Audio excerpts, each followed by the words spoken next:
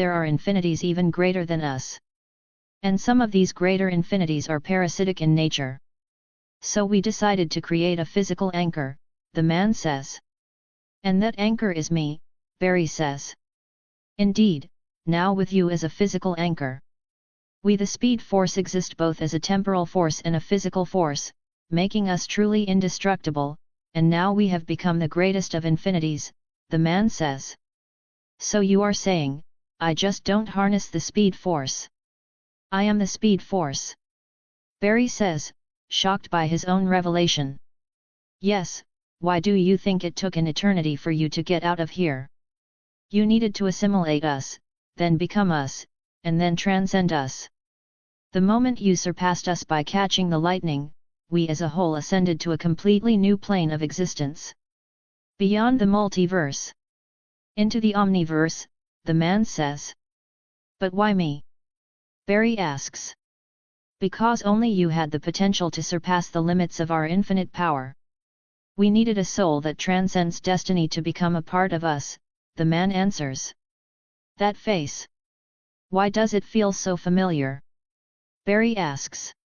All you need to do is remember, Barry. You are the speed force. The moment you entered us, everything about you became a part of us. You just need to look for them, the man says. Remember.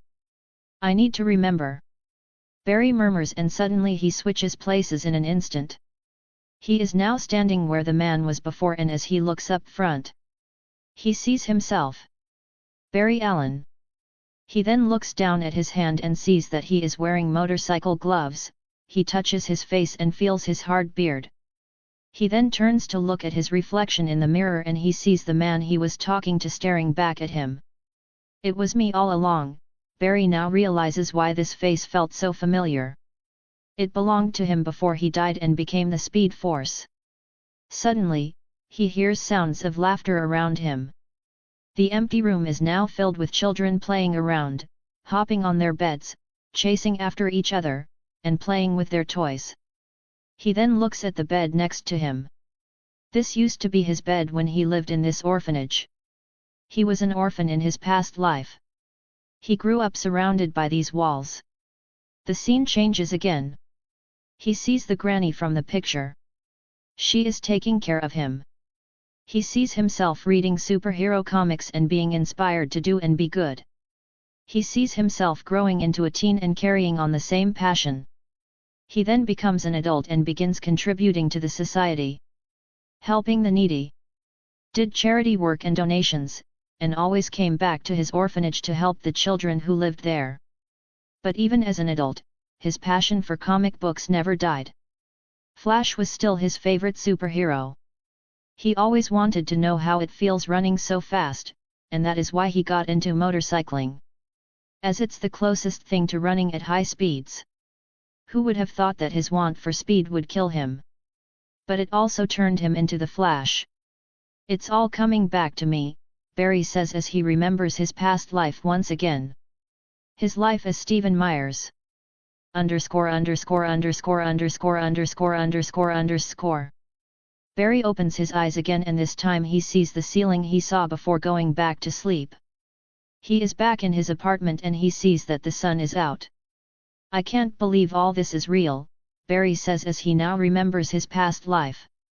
I can't believe I am actually in the Flash TV show. Barry says. It also explains why I like Caitlin so much. I used to have a huge crush on the actress playing her. So much so that it was enough to override the feelings this body had for Iris, Barry says. Also, Dr. Wells, what a sneak bastard. I need to be careful around him from now on and make sure that he doesn't figure out that I know his true identity, Barry says, and looks at the time. I need to get to work, he says and gets ready in an instant before zooming out of his house. His speed now greater than ever. Chapter 30, Stopping a Robbery. A few days go by since Barry has gained back his memories, and it feels a little weird having memories of two lives in one head, but it could have been worse. If he had his memories from the very beginning, he could have suffered from split personality disorder. Luckily, he got the chance to live as just Barry for a month and get accustomed to his new life before he learned the whole truth. After his grand revelation, he talked with his other half, the Speed Force, a few more times and learned a few more things about his powers and this body. First, he is now immortal, since he is the other half of the Speed Force itself. He cannot die, and neither can the Speed Force be destroyed. To kill Barry, not only does one have to kill his physical form, for also destroy the entire Speed Force at the same time, which is almost impossible as the Speed Force has transcended this multiverse and now exists in an even higher plane of existence. The Omniverse. Another thing he learned is that this new body of his will never stop evolving. The faster he runs, the tougher it will become. Also, this universe he is living in might not exactly be the universe he saw on the TV show. For now, everything looks the same, but his other half told him to be ready for massive unexpected changes. Of course, as one half of the Speed Force itself, Barry now has access to the past, present, and future. He can time travel to any time period and learn everything because he is now its master. But time is malleable. The past might get influenced by the slightest change, the present will be the outcome of these changes, and the future is just a shitload of infinite possibilities. It's best to not delve into matters related to the future. To learn about every possible future, Barry will have to spend another eternity inside the temporal Speed Force, which is not worth to risk in his eyes. Just as much as he is the other half of the Speed Force, he is also human. He wants to live in the real world, have a real life, and build a real family. Speaking of family, Barry needs to be in STAR Labs right now, so he runs through the streets of Central City, keeping his speed within the speed of sound limit, which is 767 miles per hour or 1,236 kilometers per hour.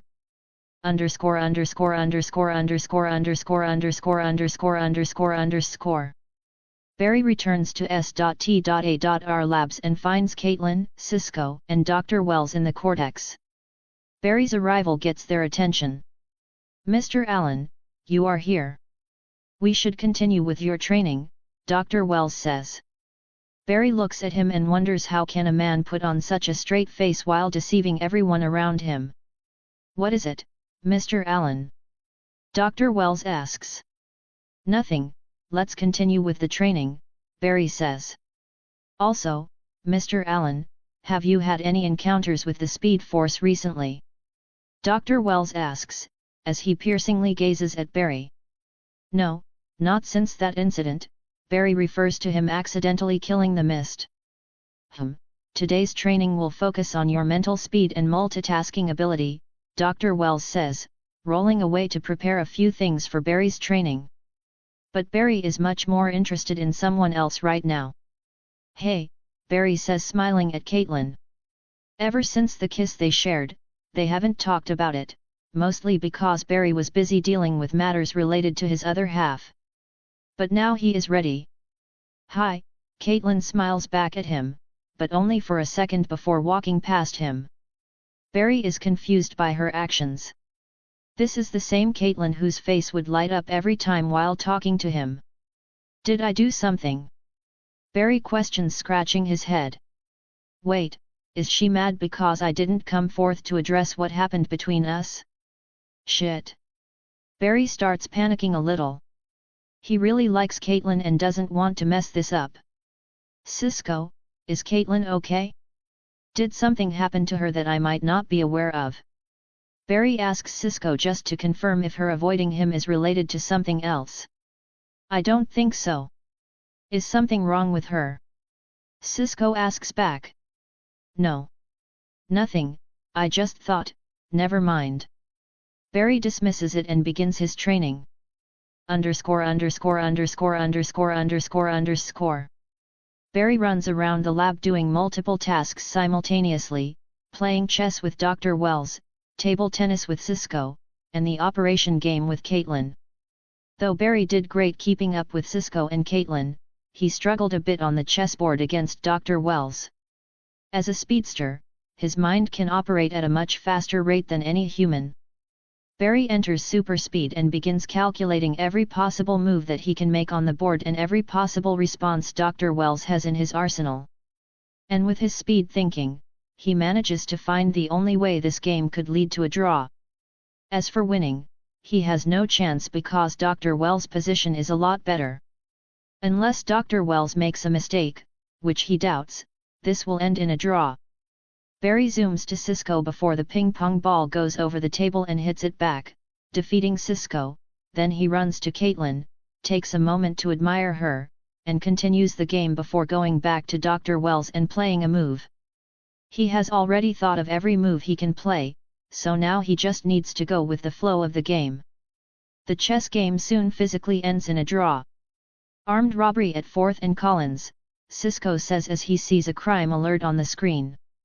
We'll be back in a flash, Barry says with a smile and zooms away with his suit on. It doesn't take him long to reach the robbery site. He sees a group of men, fully covered from head to toe in thick armored gear, trying to rob the contents of a truck. It's your unlucky day, boys, Barry says with a smile and shows what super speed can really do.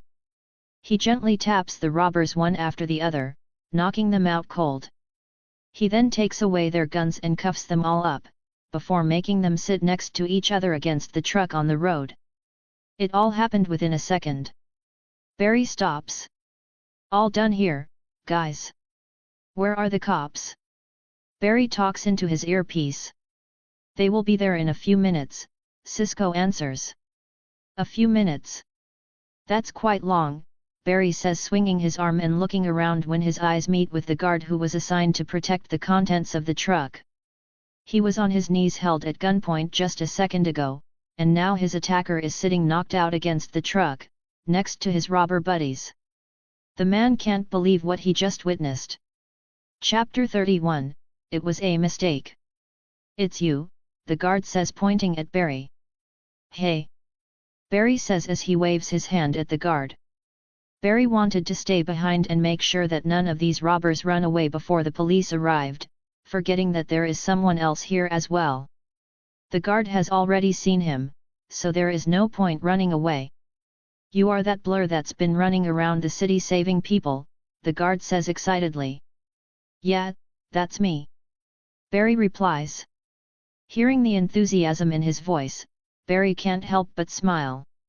I knew you were real. I just knew it. Huge fan. He says slapping his thigh in excitement. Thank you. Barry says. What's your name, dude? The man asks. They. Flash, Barry replies. The Flash. I get it. It's because you come and go in a flash, Barry says together with the man. They then hear the sound of sirens approaching. All right, dude. It's time for me to leave. Barry gives the man a two-finger salute and runs away in a burst. Feeling the air hitting his face, the man smiles excitedly. That's so cool, he says as police cruisers stops next to him. Underscore. Barry returns to STAR Labs and high-fives Cisco as he is exiting the cortex. Told you, we'll be back in a flash, Barry says, smiling and looking at Caitlin, who smiles back at him before looking away. He is confused again.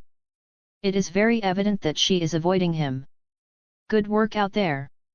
Mr. Allen, quick and efficient, Dr. Wells says, rolling towards him. Well, they were just a bunch of regular thieves, Barry says. Indeed, they were, but someone saw you in action today, Dr. Wells says. Yay, about that, I was caught in the moment, Barry tries to justify. It doesn't matter now. People of this city would have learned about you eventually, Dr. Wells says. Barry looks at Wells and wonders how long Wells would continue keeping up this act if his identity is never revealed. Barry also realizes that he needs to keep Wells' secret safe as well because if he doesn't, the already fucked up timeline will get even more chaotic. He needs to keep Wells closer to him to make sure that he can always know what the man is up to and keep an eye on him. You are right, Barry says. Flash, hey? I like it, Dr. Wells says smiling, and rolls away. Now only Barry and Caitlin are left in the room. Barry looks at her and decides to speak to her, but Caitlin suddenly gets up and walks past him. I have some errands to run, she gives a fake excuse. Caitlin, wait, Barry says, grabbing her hand and stopping her. Caitlin stops and turns around to look at him, but she can't maintain eye contact with him. What is it?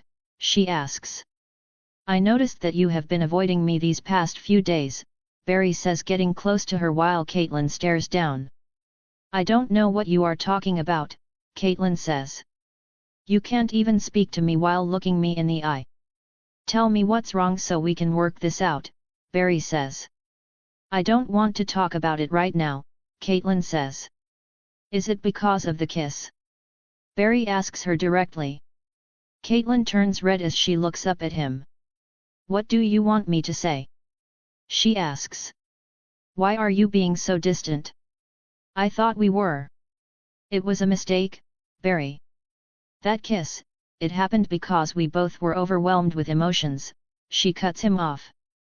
Barry is surprised to hear her sharp words. I don't believe you, Barry says. I liked kissing you and I know you felt the same, so tell me the real reason why you are avoiding me, Barry asks, holding her shoulders. He doesn't believe a word that came out of Caitlin's mouth.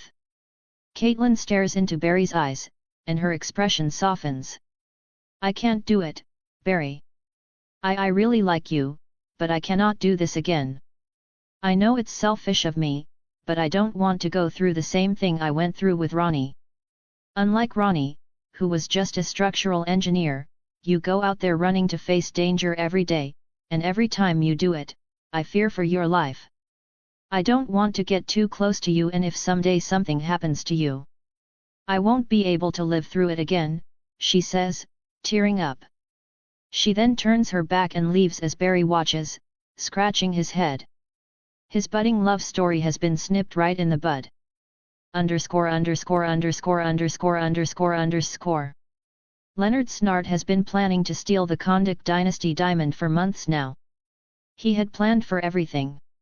He had even planned for his plan to go up in smoke as well and had a backup plan, but he could never have planned for what happened a few minutes ago.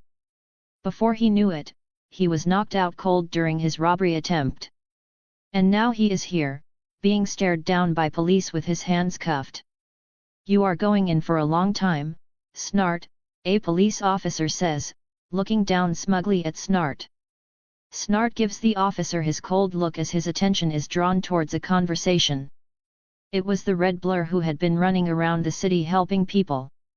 1 second, I was on my knees, held at gunpoint, and the next second, all of these goons were knocked out and cuffed. I saw him. He was wearing this very cool, red superhero suit. I asked his name. He said it's the Flash. I tell you, officer, he's one hell of a guy. Snart hears the guard chirp enthusiastically about this so-called Flash. Flash, whoever you are, I am going to get my get back, Snart thinks as he is lifted to his feet and shoved inside a police cruiser by an officer. Chapter 32, Gloomy City. Another new day is on the horizon, and Barry wakes up in his bed and stares at the ceiling. He is not feeling particularly good today because the woman he liked rejected him even though she likes him back. Well, I can't have myself beating over a dead horse, and Caitlin seems to still haven't moved on from her dead fiancé, Barry says, sighing. He looks at the time and sees that it's 8:55 a.m. He just has 5 minutes to get ready and be at CCPD, luckily super speed can fix that. He gets ready in under a second and arrives at CCPD within 2 minutes. Barry, he hears someone call him front behind. He turns to see Joe walking towards him. Joe, Barry acknowledges him. About the armed robbery you stopped yesterday, Joe say. What about it? Barry asks. One of the robbers you caught was Leonard Snart, Joe says. Leonard Snart? That sounds almost as bad as Bartholomew, Barry says. He does have one grief with this new life of his. It's his legal name. It sounds like a Pokemon that only evolves once. Ha ha ha, that's true, but I am not here to discuss names, Joe says. What happened?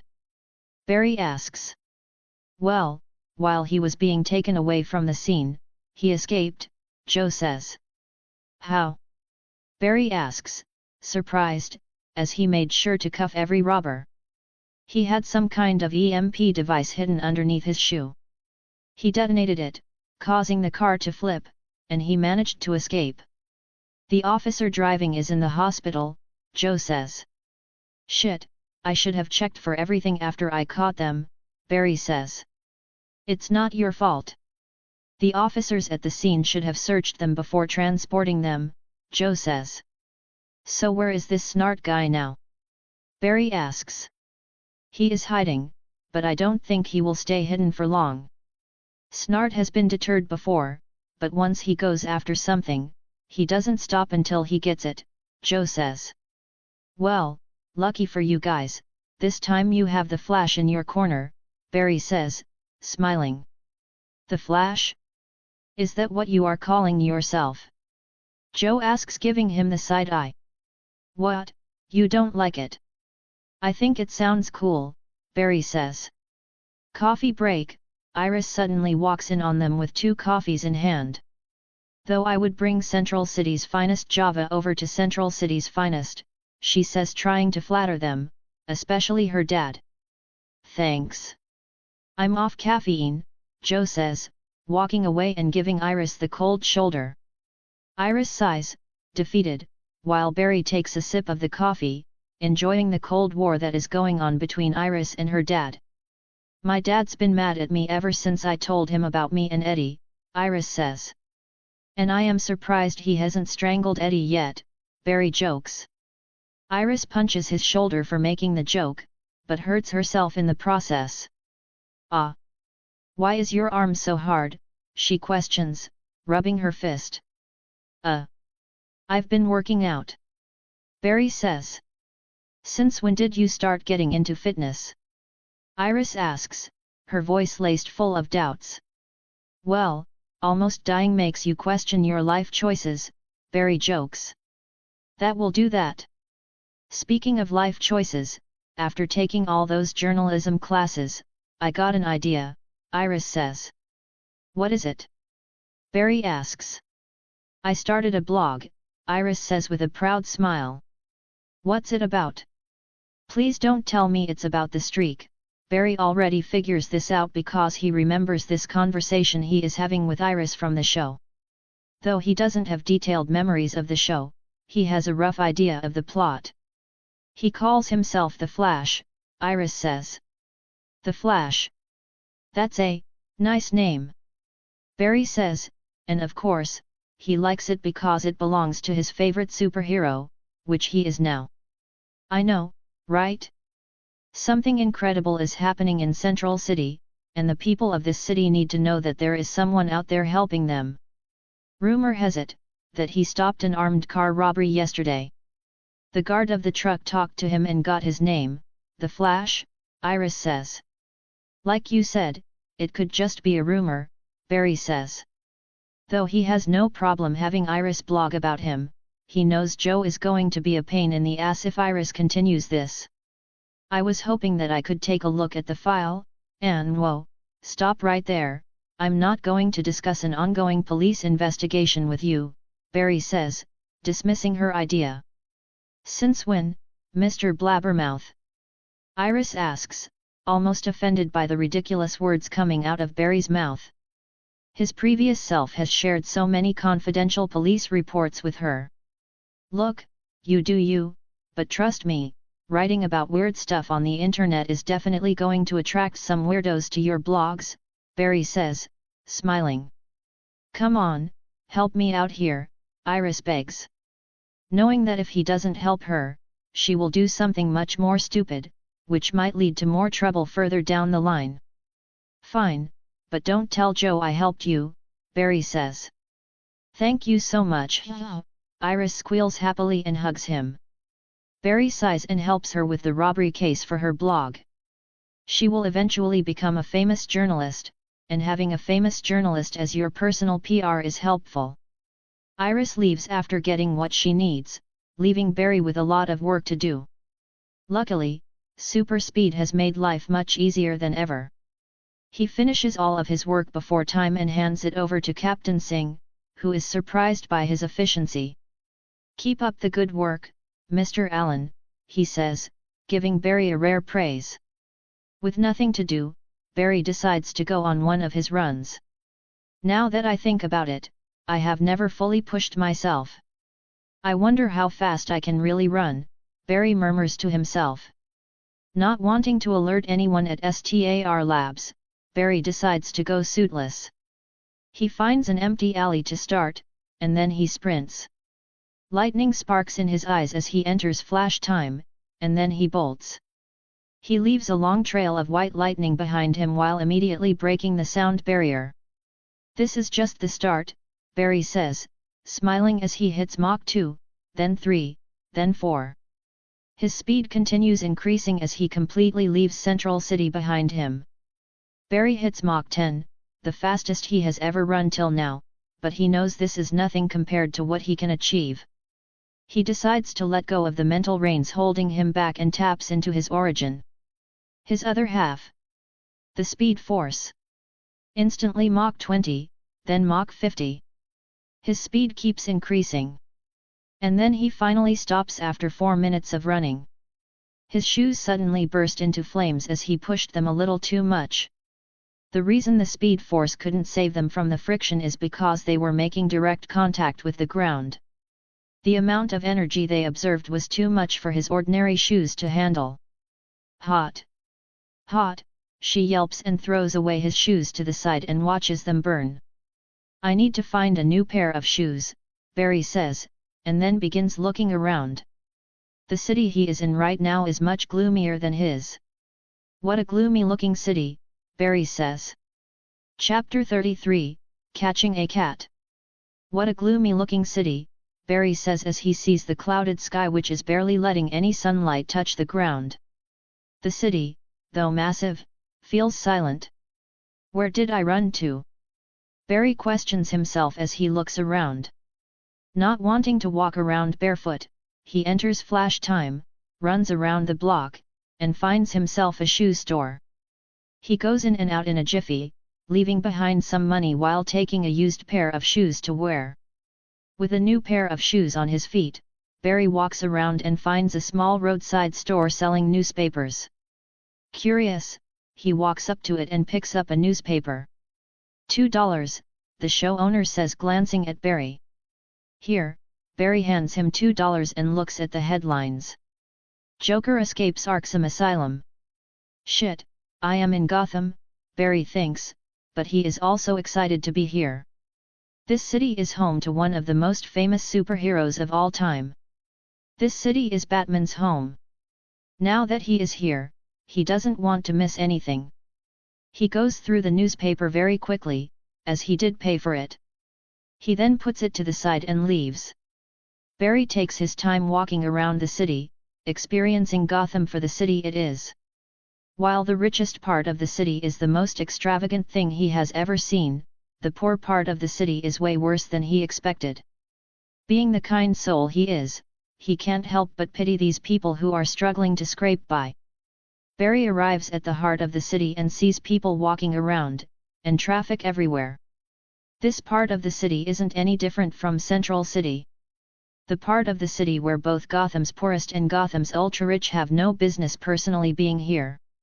Barry sees a particular skyscraper standing taller than others, with massive bold letters spelling Wayne. I wonder how many people know his real identity, Barry thinks with a smile. Suddenly, he hears sirens behind him. 2 police cars drive past him in a hurry. I should look into it, Barry thinks and enters flash time. He uses his super speed to run on the walls of the tall building to not attract the attention of the crowd as he follows the 2 police cars. After following them for a few minutes, they finally lead Barry to the crime scene. There seems to be a robbery in process. Some rich dude just got robbed. While the police get out of their cars and rush up the building to confront the culprit, Barry notices something the police don't. Someone just jumped out breaking the glass of a tall skyscraper from the very top. As he plans to run up to save them, he sees this person shoot a grappling hook and swing toward a different building to make a clean escape. That's the thief, Barry realizes and rushes towards the culprit. No matter how skilled this thief is, nothing can match super speed. He runs up the building and comes face to face with the culprit. And when he sees the thief, he is surprised. It's not a man, but a woman. A woman in a tight black latex suit that tightly hugs her sexy body, and she has a cat-shaped cowl over her head. Holy shit, it's Catwoman, Barry realizes who this thief is. Even though he can't see her entire face, he can tell she is one beautiful woman. Her striking green eyes, juicy lips, and sharp jawline. The face hidden beneath that cowl is definitely beautiful. Well, I can't discriminate even if you are one of my favorites, Barry thinks. He respectfully searches her and finds a very expensive-looking necklace which is definitely made of some very expensive stones. Time for me to take you to your rightful place, Barry thinks and grabs Catwoman and then runs her down the building. He arrives in front of the police officers who have already gathered in front of the building. He places Catwoman down, walks up to a police officer, takes 2 handcuffs off him, walks back to Catwoman, cuffs both her hands and legs knowing how resourceful she is, puts the stolen necklace around her neck so it's visible to the officers, and then gets out of there in a flash. Underscore.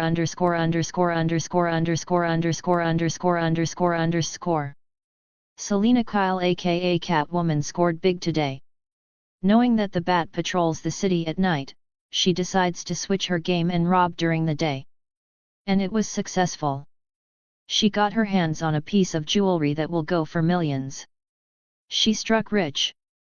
The only thing she is worried about is the Bat, but she is confident in her skill to get away from the scene before the Bat arrives. But something unexpected happened. A moment ago, she was on top of a building making her escape, and now she is in front of a few police officers who are staring back at her as confused as her. She looks down and sees both her hands and feet are cuffed together and the necklace that she had hidden between her bosom is suddenly around her neck. What the fuck just happened? She questions wide-eyed. Get her, one officer yells. The police rush her and grab her. She tries to fight back, but with both her hands and legs cuffed, there is no escape. The police smile as they have finally gotten their hands on the notorious Catwoman. Barry watches from afar with a smile on his face. Though he loves the character of Catwoman, he can't let a criminal escape. Chapter 34, He is Vengeance. With a bright smile on his face, Barry continues to walk around Gotham with enthusiasm. He has read about this city in comics, and seen it in multiple movies, so how could he not be excited seeing it in real life? Gotham is probably the most famous fictional city in his past life, and now he lives in the world where it is situated. So Barry zoomed around the city visiting some of the famous places in Gotham. He already saw Wayne Enterprise. He checked out Gotham Academy on his way to Arkham Asylum. Standing a distance from the asylum, Barry felt as if he were looking at a haunted castle. Just looking at it gives me the creeps, Barry says and wonders which of Batman's famous rogues might be locked up inside. He already knows that Joker's not inside since he escaped. Let's get out of here before somebody spots me, Barry thinks and disappears in a blink. He then visits the Iceberg Lounge, a famous nightclub owned by Oswald Cobblepot, aka Penguin. Since it's a nightclub, he can't go in right now. Barry then goes to check out Wayne Manor. Knowing how vigilant Batman stays, he doesn't stick around and just runs past the manor to see where the famous Bruce Wayne lives. I wonder how a real-life Batcave would look, Barry thinks while running fast. Barry takes a few more minutes running around the city, checking everything he can, and also helping a few innocent people who were being victimized on the way. Though only a few minutes for the rest, a long time for Barry. Hours later, Barry finds himself a nice cafe to sit down and drink some coffee, trying to get over a few things. He thought about Caitlin, and how a potential romance could be ended before it even started. As he thinks about it, Barry smiles. Sure, it stings a little to be rejected by the girl you like, but Barry is different now. He is a whole other person. He is not going to wait for someone who is not available. He is going to move on because there are infinite worlds out there and infinite possibilities, and as a Flash, he is able to do a lot of things. Underscore underscore underscore underscore underscore underscore underscore underscore underscore underscore. Someone else in the city. A man looks at the massive screen in front of him with a frown on his handsome face. He was notified of multiple reports about citizens of Gotham City being saved in an instant. He also saw Selina being caught by the GCPD, which is a shocker because he doesn't see a single scenario where the GCPD is able to catch the Catwoman when she is in action. She plans all her robberies meticulously and is highly skilled in getting away. She has even managed to shake off the Batman from her tail multiple times. The man slowly switches through multiple videos from around the city until he finally sees something. A single flash of lightning was caught in a single frame of a video. It was enough for the man to conclude what was happening in his city, and he soon got to work. Barry decides to stay the night in Gotham as he wants to see what Gotham is like at night. Gotham is a city that comes to light at night. Just how alive? Barry will have to witness it by himself. He did make sure to inform his team, and Joe, that he is away from the city to take a break for himself, but he didn't tell them that he is in Gotham. And if there is really an emergency, he can always run back in super speed. Barry rents a room in a local hotel to stay the night. He gets out of the bathroom with a towel wrapped around his waist, his ripped muscles in full display. He walks up to a mirror to dry himself when he suddenly sees a reflection of a man standing on his window. Barry immediately taps into his super speed and looks at the man in the reflection. The man is tall and muscular, but it's his clothing that's very eye-catchy. A black cowl with two pointy ends, a full-body black suit with the symbol of a bat on the chest, armored gauntlets and boots, and a long black cape. It's fucking Batman, Barry thinks. Though Gotham is Batman's city, Barry wasn't sure if he would see Batman because in the TV show Batman never appeared, but he was also not 100% sure that Batman doesn't exist because his other half told him that this world is not the same as he saw in the TV show. Okay, calm down and talk to him. I have no idea why he is here. Well, I may have some idea as to why he is here, Barry thinks and gets out of flash time and turns to look at Batman with a shocked face, trying his best to act shocked. Holy shit, it's Batman. You are real. Barry says, shouting while pointing at Batman. Why are you here? Batman asks with his raspy, deep voice. I didn't do anything, I don't know what you are talking about, Barry says trying his best to keep his act up. Batman gives Barry his signature death glare making Barry gulp. He now understands why all those heroes and villains shut their traps once Batman glares at them. The dude is intimidating as fuck. Though Barry is 1000% sure, he would whoop Batman's ass. He doesn't want to do it because he is a good guy. Stop pretending. I know who you are, Bayman says entering Barry's hotel room. Chapter 35, Detective. I know who you are, Batman says as he enters Barry's hotel room and approaches Barry. That Batman knows who I am? You know me? Barry Allen? Are you a fan? Have you gone through my cases? Barry asks pretending to be clueless. I know you are the Flash, Batman says. The Flash, what's that? Barry asks, as the world still doesn't know if the Flash exists or not. His existence is still a mystery. To this day, only one person other than the team and Joe has seen him in the flesh. It's the truck security guard he saved yesterday. Seeing that Barry wants to continue with his act, Batman decides to make him act. Batman reaches for his utility belt and throws a batarang at Barry. Barry sees Batman perform all his actions in slow motion, but he doesn't act because any movement from him would give him away. He just hopes that Batman won't really throw the batarang to his face. But when he sees the batarang leave Batman's finger and approach his face, he sighs. Looks like Batman really knows his identity, but he doesn't expect anything less from the world's best detective. Barry catches the batarang just as it is about to touch his forehead. The world returns to normal in his eyes and he sees Batman staring at him. Dude, what the fuck? What if I wasn't the Flash? You would have killed an innocent man, Barry says as he checks out the batarang in his hand. It's lightweight and sharp. With these things around his waist, why would he even need a gun? I was 99% sure you were the Flash, Batman says. How did you find out? Barry asks. I have been keeping an eye on Central City ever since the particle accelerator explosion. Soon after, weird anomalies started to take place around the city.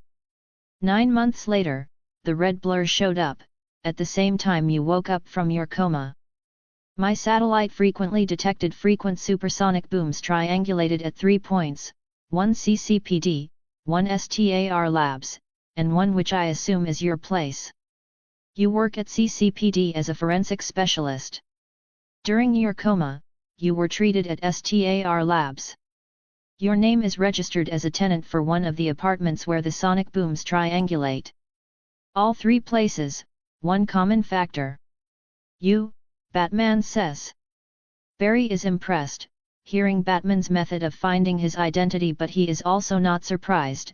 He is Batman, after all. All right, you got me, I'm the Flash, Barry says. Now answer my question. What are you doing in my city? Batman asks. Nothing, I just ran up here, that's all, Barry says. You ran from Central City, all the way to the other side of the country, for no reason? Batman questions. He doesn't believe Barry. Yay! It just happened. I wanted to see how fast I could really run, and before I knew it, I was here, Barry says, scratching the back of his head while giving Batman an awkward smile. Batman stares at Barry for a few seconds before turning his back and leaving. Wait, that's it? You are just gonna barge in, ask questions, and walk away? Barry questions. Batman stops and turns to look at him. Don't cause trouble in my city, he says, shoots a grappling hook at a building's top, and flies away. Barry smiles as he calms his heart rate. It was quite an experience. He expected Batman to be more menacing, but the dude left him alone after asking some questions. He must be a fan of my work, Barry thinks with a smile. Now that he is gone, Barry finally can put some clothes on.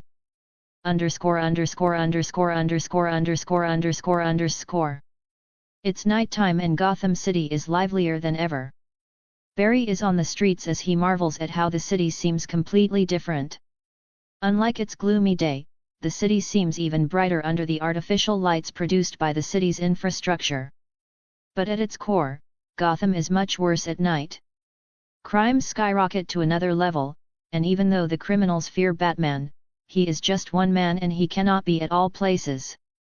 Barry understands this, but he wonders how much should he get involved with this city. If Barry fights back against the criminals of this city, they might come to fight him back on his own turf. He wonders if it's okay for him to bring more trouble to Central City. 5 minutes go by and Barry is already confronted with an armed robbery. A thug is trying to rob a couple at gunpoint. Barry sighs as he cannot ignore this. He enters Flash time, walks up to the thug, takes the gun out of his hand, and hands it over to the man being robbed. He then walks away and watches from a distance. Suddenly all 3 of them are shocked as the gun that was in the thug's hands is now in his victim's hand. Immediately realizing the situation, the victim points the gun at the thug. The thug immediately bolts out of there, freaked out by what just happened, leaving the couple relieved. They don't understand what just happened, but they are glad to be safe. Barry smiles seeing this, and walks away. And before he can even take his time to enjoy the city's nightlife, he hears sirens blaring as multiple cop cars rush past him in a hurry. Seeing how urgently the cops are driving, Barry realizes something big is happening, so he decides to follow them. Chapter 36, Saving the Vigilantes. Barry follows the large force of police, who are hurrying through the streets of Gotham while blaring their sirens. The people walking on the streets wonder what has caused the police to get so riled up for them to be in such a hurry, but the people immediately put the matter aside as this is a recurring scene in the city of Gotham. Barry finds the fast-moving police cars very slow. If he continues running at their pace, it will take him an eternity to reach the crime scene. So he decides to apply another method.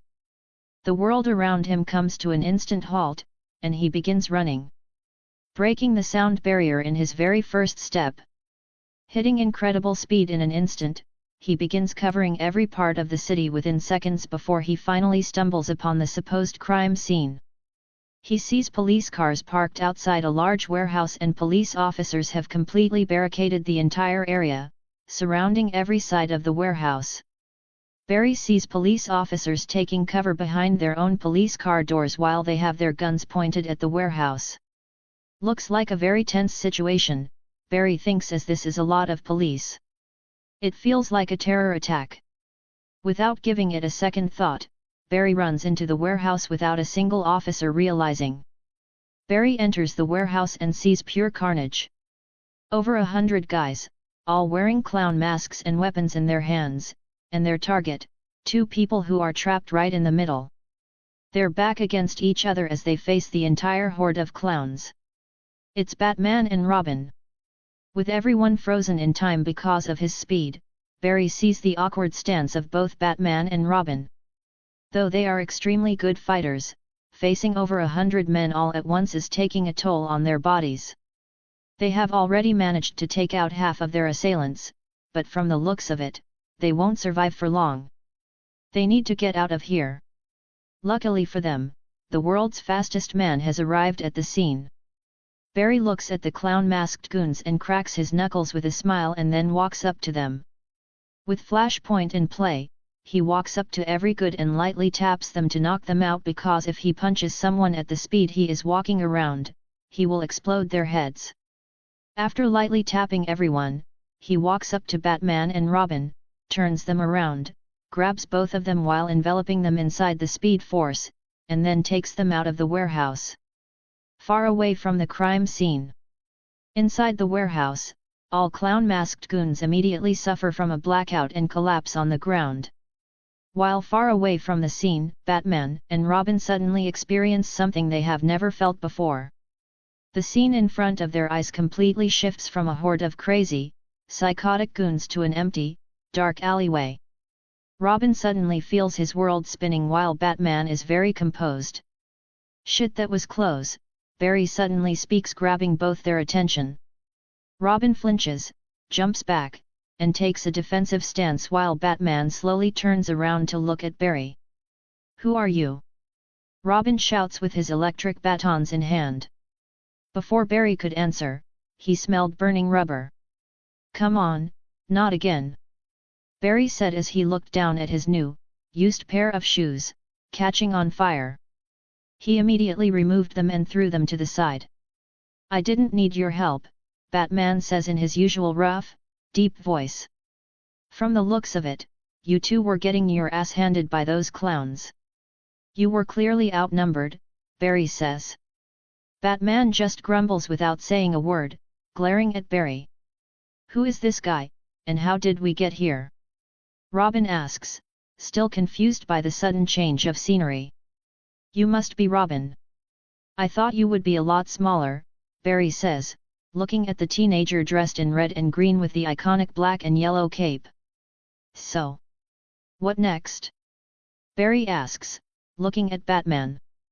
"You go back to your city," Batman says, glaring at Barry. Barry, being caught up in all the excitement, realized that he had no business being here. "I can do that, but I can also help you deal with your problem, you know," Barry says. "I don't know, and I don't need your help," Batman says firmly. "Okay, fine, I will just go back to being useful in Central City, take care," Barry says, giving Batman a 2-finger salute before running out of the alley with a boom. "Holy shit, did you see that?" Robin shouts as he sees Barry run away at super speed. Batman doesn't say anything, but deep inside, he is grateful for Barry helping him. That warehouse was a trap the Joker set for him. He got careless and risked both his and Robin's lives. If not for Barry, he and Robin would not have come out alive. He was completely fine dying doing what he does, but he would never be able to forgive himself if something happened to Robin. "Let's head back," Batman says and disappears from the alley with Robin. Underscore underscore underscore underscore underscore underscore underscore underscore underscore underscore. Barry goes back to his hotel and decides to head back to Central City. With the commotion Joker has caused, the city seems to be shutting down. If there is anyone that can turn this city upside down, it's that psychopath. Barry doesn't stay around to help Batman because Batman told him to. He might be a fan of the man, but that doesn't mean he is going to stick to him like some desperate fanboy. And since it's Batman, Barry is sure he will take care of this Joker crisis like he has always done. Confident in Batman's ability, Barry runs back to Central City. Chapter 37, Losing Footing. Barry returns to Central City and finds it still bustling, even at night. Returning to a city that he is familiar with feels great after spending a day in Gotham. Even though the city of Gotham was quite a sight, Central City still feels the best as its home. The next morning, Barry goes to work, and everything seems fine and dandy. His absence yesterday doesn't seem to have caused any issues. Benefits of super speed, Barry says with a smile, as getting all his work done early ensures he can take such breaks occasionally. With more new case files on his desk already in place, he begins getting to work again, when suddenly, Joe walks in. "Where did you go yesterday?" he asks. "I just went for a run," Barry says. He is not going to tell Joe that he ran all the way to Gotham and met the famous Batman, who people still believe is a myth. "Went for a run? Where?" Joe asks, raising his brows, giving Barry a questioning look. "Well, I got my work done early yesterday and took a break afterward. Just to calm down my mind, you know," Barry says. Joe gives him a weird look, but doesn't question him any further. Instead, he hands Barry another case file and tells him to look into it before walking away. Barry just smiles and gets back to work. The next few days go by as usual. Catching criminals, stopping robberies, and putting out fires. After living in Central City for a few months, Barry finds out that a lot of fire takes place in this city. He had to deal with a lot of fires these past few days. But having the team flash in his ear made it easy for him to handle. With his speed, Barry started to find a balance between his real work and superhero work. His relationship with Team Flash was also getting better. His friendship with Cisco was getting stronger as they started binge-watching a lot of sci-fi and fictional movies and TV shows together. The awkwardness between him and Caitlin was also fading away, as Barry didn't make it hard for her. Sure, he likes her and is attracted to her, but he is not going to chase someone who is not ready. In the end, it was just a kiss. Though the awkwardness had reduced a lot, there were still some moments where Barry and Caitlin would find themselves in which they couldn't run away from, but overall things were getting better. As for Barry's relationship with Dr. Wells, he kept his act on about not knowing Dr. Wells's true identity while Dr. Wells continued to play the role of a cripple. The lives of people around him were also changing very fast. With his new self no longer trying to be there for Iris all the time, she is getting much closer to her boyfriend Eddie than ever. Every time Barry meets up with Iris, he sees her being happy with her life. But it's not just the people around him whose lives have changed during these past few months, the people of Central City are experiencing it as well. Every day, more and more people are starting to believe the Flash is real as some of them witness a very fast blur run past them or save them. Barry has saved a lot of lives till now, and these people are thankful to him. Underscore underscore underscore underscore underscore underscore underscore underscore underscore underscore. It's been 2 weeks since Barry visited Gotham, and Batman seems to have successfully dealt with the psychotic clown and returned him to Arkham. Barry knew this would happen because Batman has better plot armor than anyone. Even Superman isn't a match for him when it comes to plot armor. But this made Barry wonder, does he have plot armor? Since he is now a superhero, he should have one, right? Well, he has not experienced it yet because his super speed allows him to take care of most problems with extreme ease. Done with his day job, Barry runs to STAR Labs and meets up with the team, and they continue with his training. Barry holds back a lot during his training as he doesn't want to alarm Dr. Wells about his massive surge in speed ever since he realized who he really is. Barry is so fast right now that he believes he can run circles around any speedster. Suddenly, the crime alert in the cortex starts to blare, alerting the team. Robbery at customs warehouse. Looks like it's Grand Theft Auto, Cisco says, smiling as he just named out a game. Barry smiles back at him, puts on his suit in a flash, and runs to the location of the Grand Theft Auto. All right, Cisco, keep me updated, Barry speaks into his upgraded earphones. Now, he can listen to the team speak to him even when he is running faster than the speed of sound. You need to get there quick, the police won't be there for at least 2 minutes, Cisco said. 2 minutes? It will be over before they even get there, Barry says cockily and shatters the sound barrier and hits higher speed. Barry arrives at the customs warehouse and sees something weird. The warehouse gate seems to have been shattered. That doesn't make sense at all, as it's made of metal. Barry runs in and sees a lot of expensive cars, supercars, luxury cars, custom handcrafted cars, but there is no sign of any perpetrator. Then, suddenly, something weird happens. Barry loses his footing, and he slides across the entire warehouse floor at super speed and crashes into the wall, breaking it in the process. Barry grunts in pain, as this is the first time something has caught him off guard. But thanks to his rugged, strong body, he hasn't suffered any serious damage. Barry. What happened? Are you okay? Barry hears Caitlin's concerned voice in his ear. I am fine, just crashed into a wall, nothing serious, Barry says as he gets his ass out of the rubble. He is suddenly hit by a beam of frigid coldness from the back, catching him off guard. Barry feels pain at super speed. His neurons fire warning signals to his brain that something has made contact with his body faster than the speed of light. Barry is very fast, and he is fast enough to recognize this danger and run away before whatever hit him does more damage. So, Barry taps into his speed and tries to outrun the thing that has made contact with just the surface of his skin. But Barry loses his footing again, and he slides across the floor once again before crashing into another wall. Barry.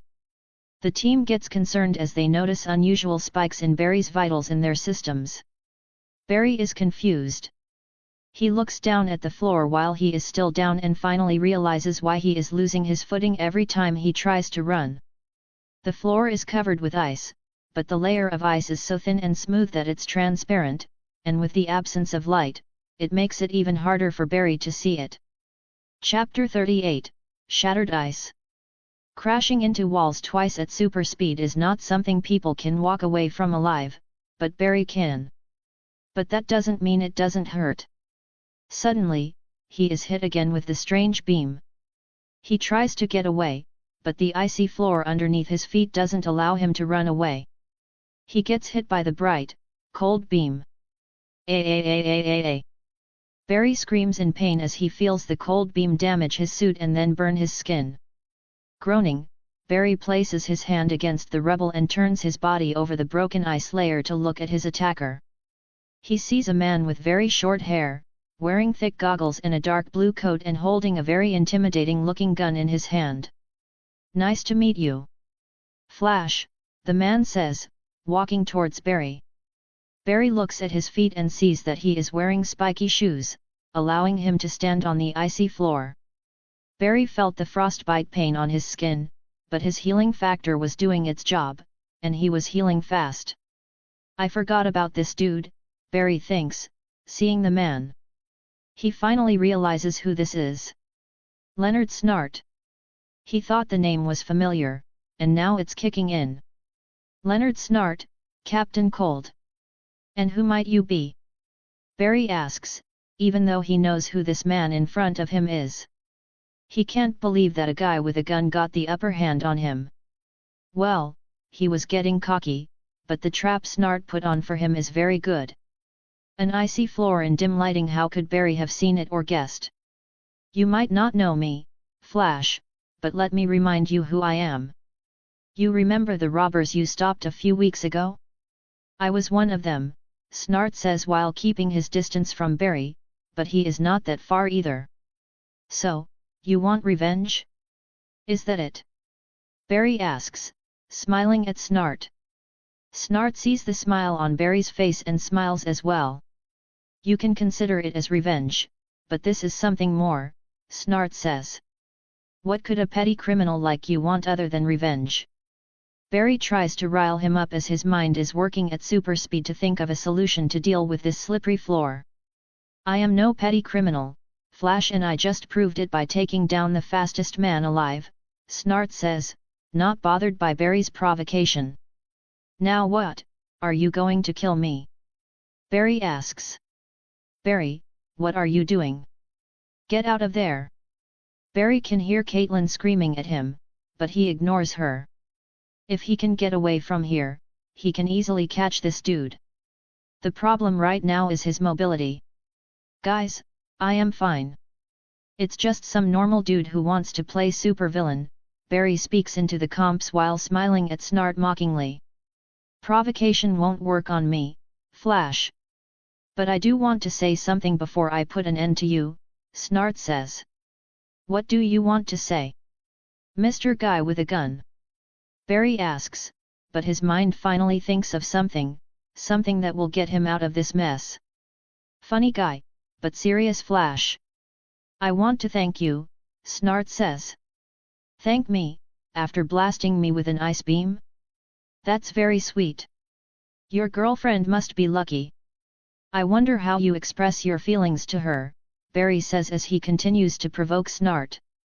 Snart smiles, amused by the man in front of him. You helped me up my game, Flash. Make me think outside the box. With more superhumans like you showing up, I need to up my game as well, and because of you, I learned it the hard way when you caught me. So for that, thank you. Flash, Snart says. You are going to make me cry with your sweet words, Barry says while his body finally heals up completely. Because of the ice beam, his healing had slowed down a little, but not by much. His body is constantly evolving and adapting. Next time, if he gets hit by one of these ice beams, he should be fine. Suddenly, both Barry and Snart hear the sound of police sirens getting near. You are a funny man, Flash. I am sorry for this is your end, Snart says, raising his ice gun to shoot at Barry, but Barry has already figured out a plan. Lightning flashes in his eyes, and he enters flash time, and everything around him comes to a stop. Barry places his foot amongst the broken rubble to get some support. He then looks at both his hands and begins vibrating them at incredible speed. His hands turn into a blur.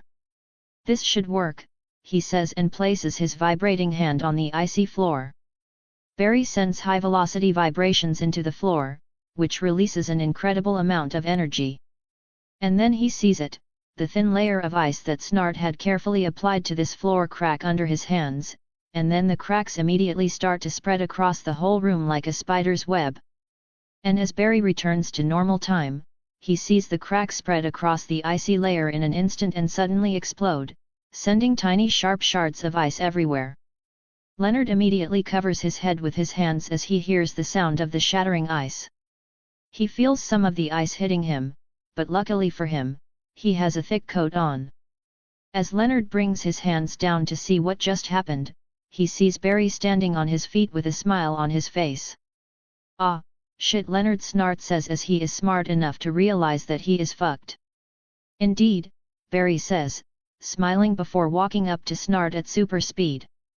He takes the ice gun off his hand and then uses his own coat to tie him up as he doesn't have any cuffs on him. In an instant, Leonard was holding his ice gun, and now he is tied up in his own coat.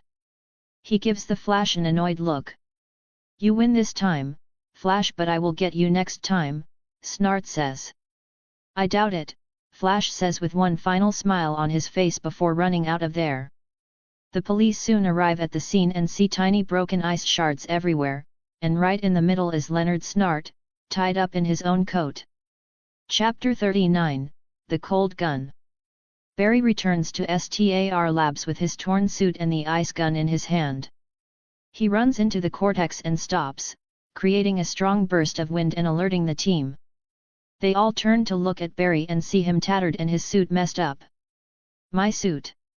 Cisco shouts as he sees a large gaping hole in the side. The ice beam had frozen the suit solid on the side, so when Barry moved around, it shattered like glass. Are you okay? Caitlin rushes towards Barry's side to check on him but finds nothing except a slight bruise on his oblique. What happened out there? Caitlin says, carefully checking on his bruise. Luckily, she didn't see this wound when he got hit by that ice beam, or Caitlin would have flipped out on him. He had suffered from third-degree frostbite, but his super healing kicked in and only left behind this bruise, which will soon disappear as well. This happened, Barry says, showing the ice gun to the team. As Cisco's eyes fall on the ice gun, he immediately recognizes it. It shoots some type of cold beam. When it hit me, it affected my speed healing. I had to distract Snart by smack-talking him for a few minutes to recover a little to fight back, Barry says. I wonder where he got this thing. From what I know, Snart is just a thief, he doesn't have the smarts to make something like this, Barry says. Well, that thing was made by STAR Labs, Dr. Wells says. It was made here. Barry asks as he slowly starts recalling some of the memories from the TV show. Dr. Wells had nothing to do with this.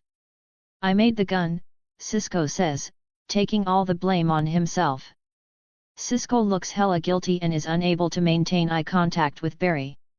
Dude, what's going on? Barry asks, looking at Cisco. I built it as a contingency against you. Speed and cold are opposites. Temperature is measured by how quickly the atoms are oscillating. The faster they are, the hotter it is, and when things are cold, they are slower on the atomic level, Cisco tries to explain. I understand that, when I am cold, I slow down, Barry says, looking at the gun in his hand with fascination. Look, I didn't know who you were back then, Barry. I mean, what if you turned out to be some psycho like the other meta-humans we encountered?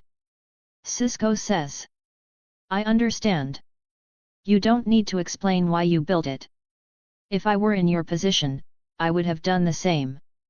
Knowing what I can do, I would be scared too if a guy I barely know and trust had super speed, Barry says. You understand? Cisco asks, surprised. He thought Barry would flip out knowing that he created something that could hurt Barry, but Barry seems a lot more understanding. Of course, dude. What I am curious about is how Snart got his hands on this thing. Barry asks. I don't know, somebody must have broken in and stole it, Cisco says. Looks like you need to up the security around here. Take it and make sure that it doesn't get stolen again, Barry says, handing the gun back to Cisco. Cisco is surprised by Barry's nonchalant attitude. He literally almost died today, but his reaction to his almost death is very mild. Come with me. I want to run some tests and make sure there are no internal injuries, Caitlin says. Lead the way, Barry answers and follows Caitlin away. Cisco and Dr. Wells watch Barry and Caitlin leave the cortex. I didn't expect him to be so chill about it, Cisco says.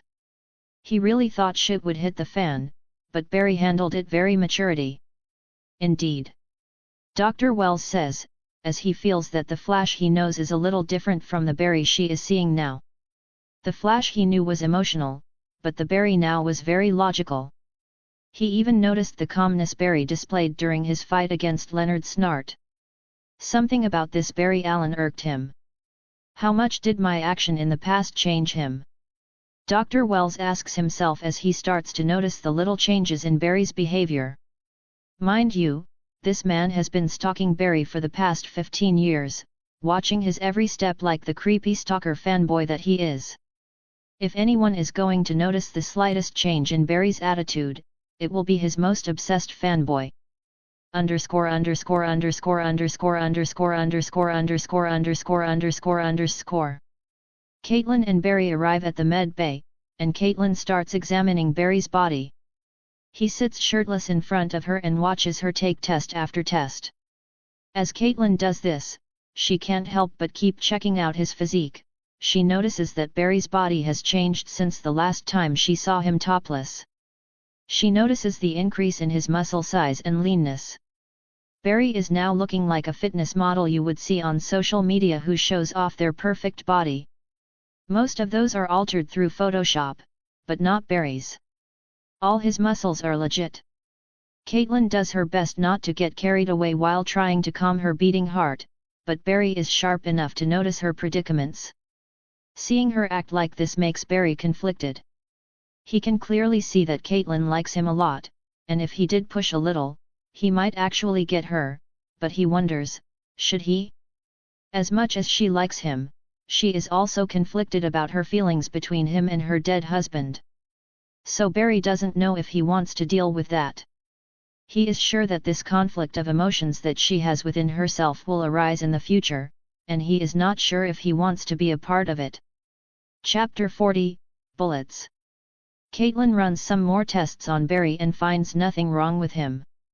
Again, she is surprised by the state of Barry's body. His body has gotten even better. Barry's body is now definitely in superhuman territory, even without his speed. Still finding it hard to talk to me? Barry asks as he notices Caitlin trying her best not to get personal with him. Caitlin stops whatever she is doing and looks at Barry. It's not like that. It's just. You don't need to explain yourself. Look, you don't want this to happen, Barry says, waving his finger between him and her, so I am okay with it. We just kissed once, and it happened when our emotions were heightened. So don't bash yourself over it. We are still friends. Barry ends his speech with a smile. Caitlin smiles back at him and nods her head, but deep inside, she feels some kind of loss. She wonders if she made the right decision rejecting Barry. There is no point second-guessing herself, the ship has already sailed, and Barry seems to be okay with them just being friends. Thank you, Caitlin says. Barry smiles back at her. So, how are my readings? Barry asks, deciding to change the subject. Exceptional. You had actually suffered from a third-degree frostbite, but your body managed to heal itself perfectly within minutes. Your regeneration ability has gotten even better, and your body is in much greater shape than before, she says as her eyes fall on his chiseled body. Stop drooling over my body, Miss Snow, and hand me over my t-shirt, Barry teases her as he catches her staring. I was not, she defends herself while handing Barry his t-shirt, clearly startled by his comment. Sure, you weren't, Barry says with a teasing smile before leaving the medbay. Underscore underscore underscore underscore underscore underscore underscore underscore. A few more weeks pass, and the existence of Flash is starting to get the attention of the city officials. They can no longer deny that there is someone out there running around at super speed, saving people. But they don't know how to deal with this anomaly. Do they just let this blur run around taking justice in its hand, or should they step up? And even if they do decide to step up, how do they catch something they can't even see? While the city continues to fuss about the Flash as his name starts being mentioned all over the internet, the man in question can be found running through the city at night, trying to stop an ongoing robbery. This time, the thieves seem to have gotten their hands on some high-tech supercars, and the police are struggling to catch them. But no matter how fast these cars are, they are not as fast as the Flash. With Team Flash in his ears, he soon catches up with the speeding supercars. No matter how fast the cars are driving, they still seem to be standing still in Barry's eyes. He approaches the cars and finds the door shut tight. There is no way he will be able to stop these cars without damaging them. Just as Barry was trying to think of a way to stop these cars without severely damaging them, he felt something press against the side of his neck. At first, it's just a little pressure, but then he feels a sting.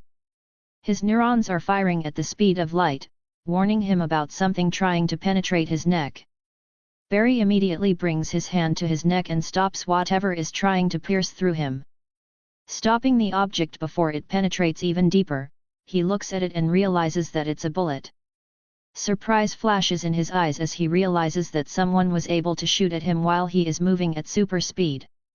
He is still not running as fast as he can, but still, to actually shoot at him while he is moving at super speed is inhuman. Barry immediately turns to look in the direction from where the bullet came, but he sees nothing. Suddenly, he sees another bullet coming right towards him. He only saw it while it was a few meters away from his face. The night's darkness managed to mask the bullet. Barry catches the bullet and then directly runs towards the direction from where the bullet came. But even after covering over 2 miles of distance, he doesn't find anything. "Barry, what's going on? You just ran miles away from the thieves," Barry hears Cisco's sped-up voice. With how fast he runs, Cisco made the device in Barry's ear to speed up everything they tell him and slow down anything Barry says while running at super speed. But Team Flash still has human limits. For them to have a conversation back and forth, Barry has to wait a lot before he gets a response from his team. "Someone just shot at me," Barry says, stopping to talk properly with the team. "Shot at you? While you are running?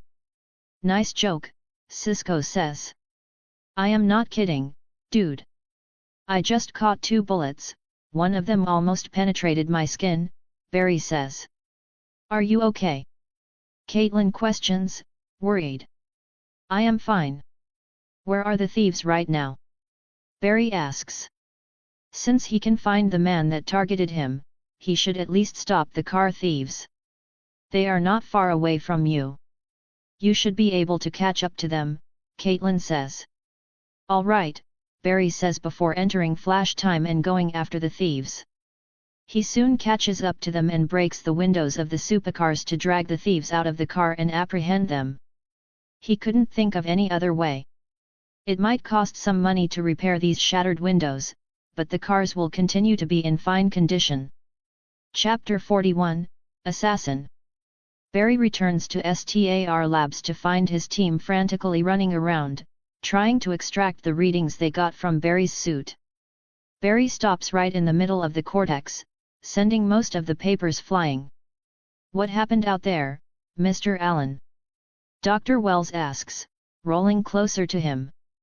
The whole team then looks at him for an explanation. Barry begins telling them everything that happened. After a few minutes, Caitlin approaches Barry and checks the wound on his neck. There is not even a mark left behind. No one would believe that Barry was just shot at. The only proof is the hole in his suit. "You won't believe this." Cisco suddenly walks in with a tablet in his hand. He then transfers the content of the tablet to a larger screen. "The bullets that were fired at you were traveling at Mach 6, Cisco says with an excited smile. "Mach 6? Is there a gun out there that can shoot a bullet at that speed?" Barry asks. "None, meaning the gun used to shoot you was a custom one," Cisco says. "But the most impressive thing that happened today was not the speed of the bullet, but you. Your hands moved 14 times the speed of sound to stop the bullet, just as it was about to penetrate your skin," Cisco says with even more excitement. "Well, running and moving my hands at that speed are 2 completely different things," Barry says. "If you say it that way, then it doesn't sound that impressive," Cisco says as the smile on his face fades. "But it's still the fastest you have ever moved." "It's progress," Dr. Wells says, but the thoughts inside his head are something else. "He is getting too fast, too quick. I need to make my move soon," Dr. Wells thinks. "What I am more curious about is how someone managed to shoot at me while I was running at super speed," Barry questions the team. "There could be multiple factors," Dr. Wells says. "Maybe this shooter has enhanced vision," Cisco says. It's possible. It also explains why you couldn't find him. He must have been much farther away. The shooter could have seen you and predicted where you would be before shooting. Whoever this shooter is, he is dangerous. You need to be careful, Mr. Allen, Dr. Wells says. Caitlin and Cisco get worried as they hear Dr. Wells' warning. But why me? Is this shooter related to tonight's robbery? Barry asks. We will need to figure it out. You should start tomorrow, Mr. Allen, Dr. Wells says. Barry nods and bids farewell to his team and heads home. Underscore.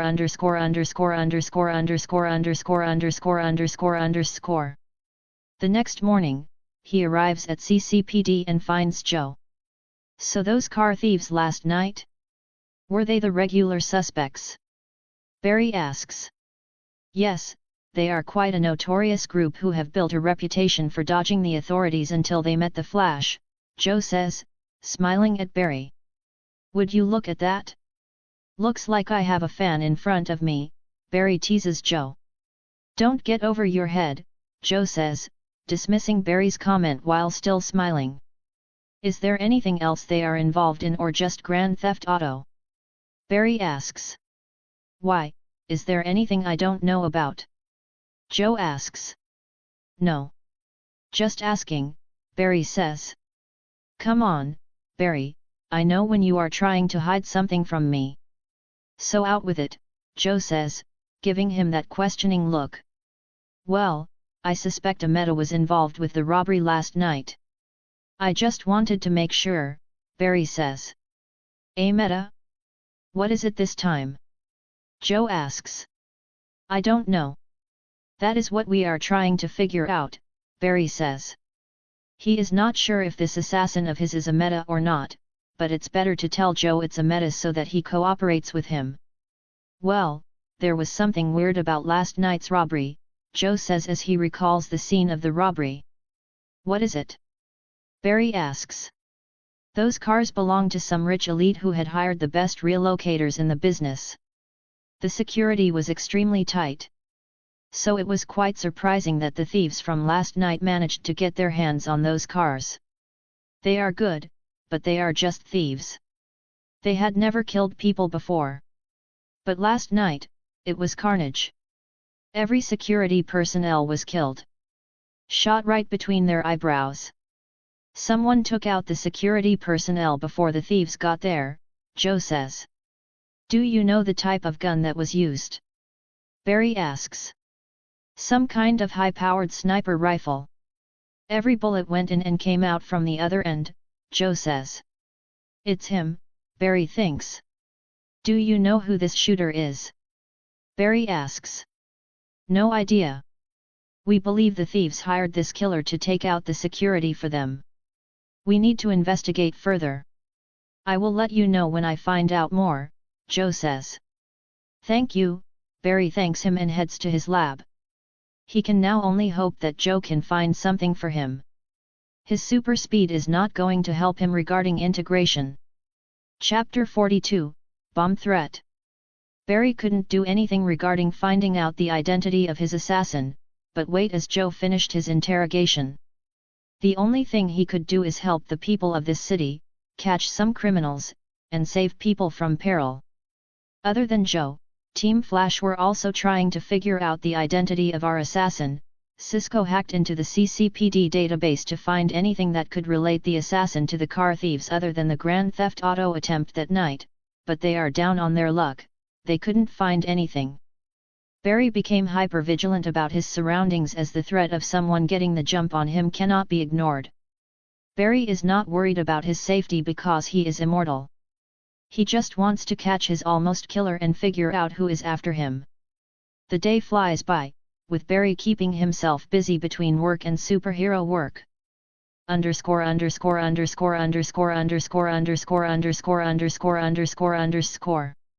Another day, and Barry is back in his lab working on some case files when Joe walks in.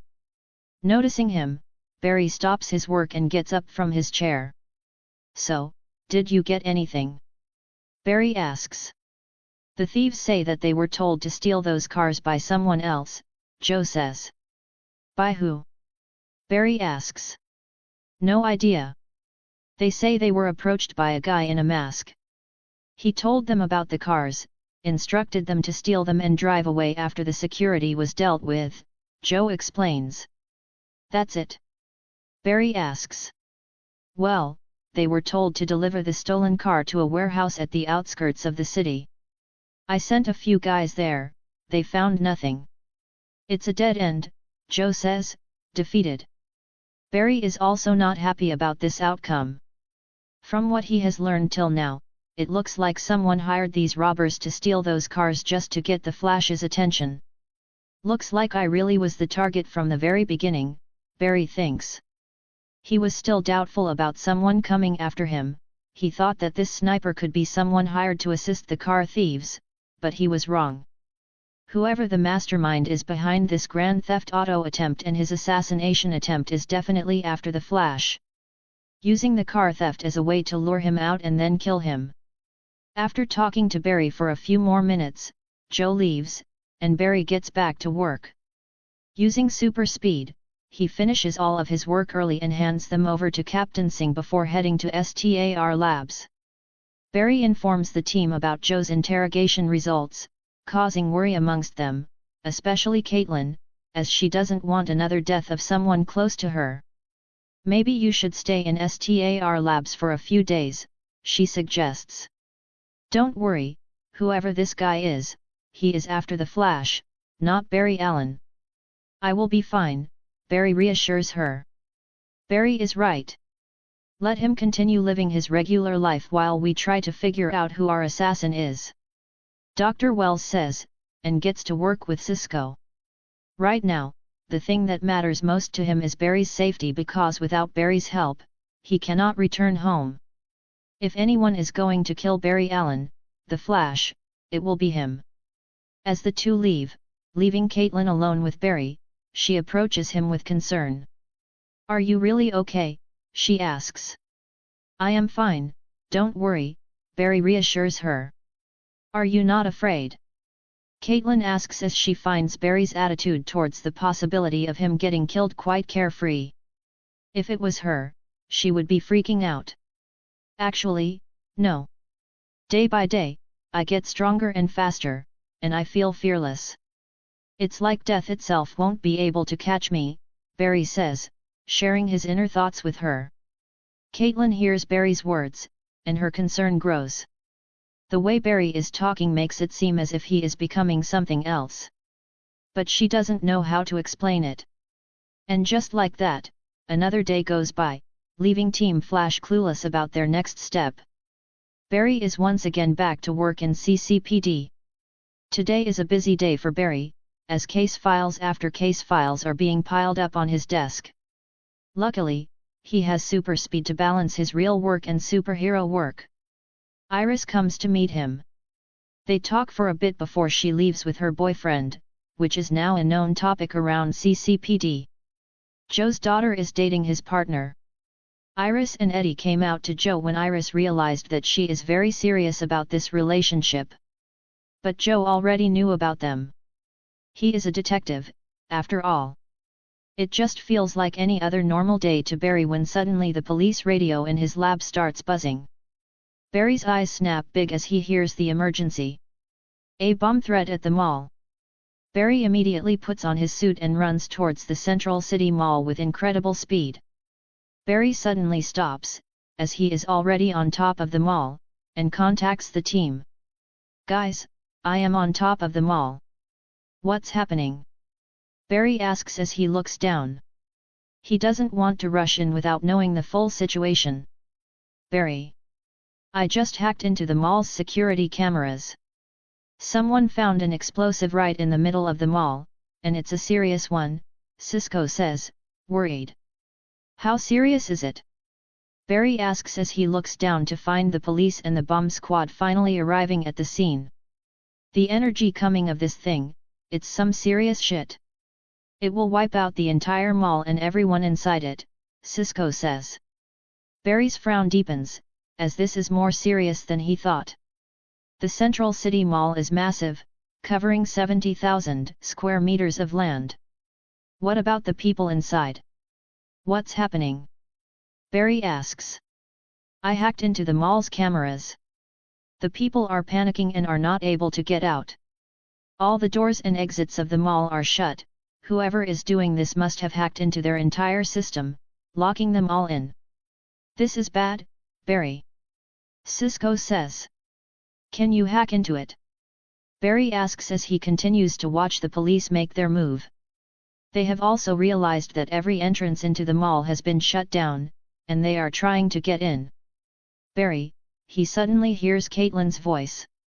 What is it? He asks. Quick, find a TV. You need to listen to this, Caitlin says. Chapter 43, Run Through. Barry looks around, trying to find a TV, when suddenly, the large digital billboard that's installed across the mall turns on, showing the local news channel. On it is a man wearing a wire mask that only has one red-colored lens as an eye hole, and a red and white full-body suit. I don't usually do this. Most of the time, I only need a single bullet to end my victims, and no one is wiser about my presence, but you managed to survive me twice. So, Flash, you have only one option. You stand in front of the mall and take my bullet, or everyone inside the mall dies, the masked man says. And instantly, the crowd inside the mall start to panic even more. They, too, heard the masked man's words, and it couldn't be much clearer. It was the cost of many lives for the price of one. If this Flash doesn't sacrifice himself, thousands will die. They want nothing more than this Flash to sacrifice himself, but how can they trust a stranger to sacrifice himself? Most people inside the mall believe this is their last moment. Barry saw the man on the big screen and began contemplating what he should do. And don't try to find me. I am far enough to see you coming. The moment you try to get close to me is the moment everyone dies, the man threatens, showing a remote in his hand with a bright red trigger on it. Guys, I plan to remove the bomb from the mall. I will run in and carry it out before throwing it up in the sky. Barry relays his plan to his team. How do you plan to get in? Cisco asks. I will just run in with enough speed. I should be able to shatter the glass, Barry says. That won't do. Glass shattering at such speed will turn into deadly projectiles, they could easily puncture or even kill the innocent civilians trapped inside, Caitlin says. Then how do I get in? Barry asks. He, for once, doesn't even consider the masked man's offer because there is no way he is going to die, he is immortal. So when the bullet is unable to kill him, the masked man might just trigger the bomb, killing thousands. He is not going to take such a risk. Barry, you need to phase through the walls. Suddenly, Dr. Wells speaks up. That's it, phasing. Barry realizes that he can run through the walls of the mall without breaking or shattering them, and he is more than fast enough to do it. He just doesn't know how to do it yet because he has never practiced it. Also, it would be suspicious of him to learn to phase before Dr. Wells teaches it to him. Phasing? Barry asks, as if he is completely clueless about it. If you vibrate fast enough, you should be able to slip your molecules through the space between two foreign molecules, allowing you to run through anyone without stopping or you breaking something in the process, Dr. Wells explains. Is that even possible? Cisco asks. It is, Barry. I believe in you. You can do this. Dr. Wells says. Okay, here goes nothing. Barry takes a deep breath out of habit and enters flash time.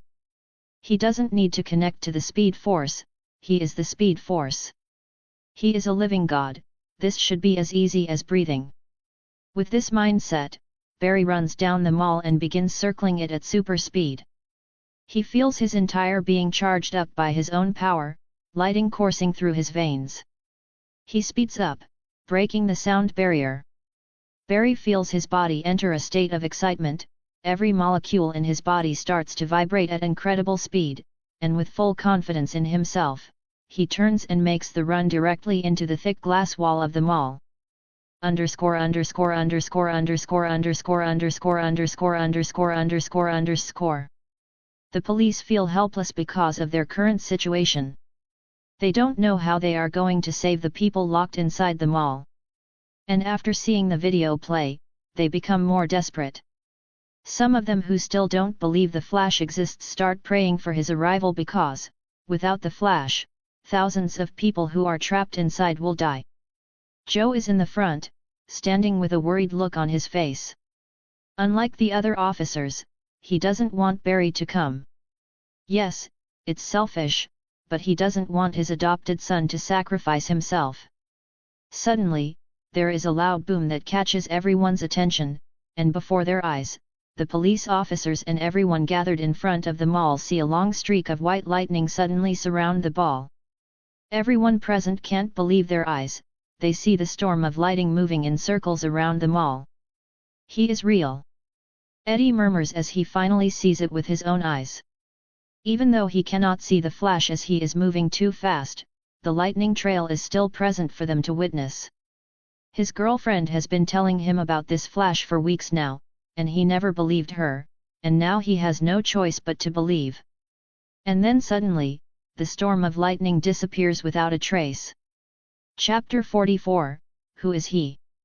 After gathering enough speed and vibrating every molecule in his body so fast that he could actually feel himself entering a state of nothingness, Barry took a sharp turn and ran directly toward the glass wall of the mall. In a nanosecond, he was already in front of the glass wall, and he could only hope for success. And then it happened. He saw himself running through the glass wall without shattering it. It was as if he didn't exist at all. His entire being felt like it's in an astral state.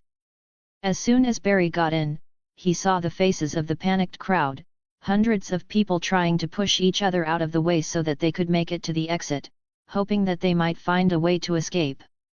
If this continues, there will definitely be a stampede.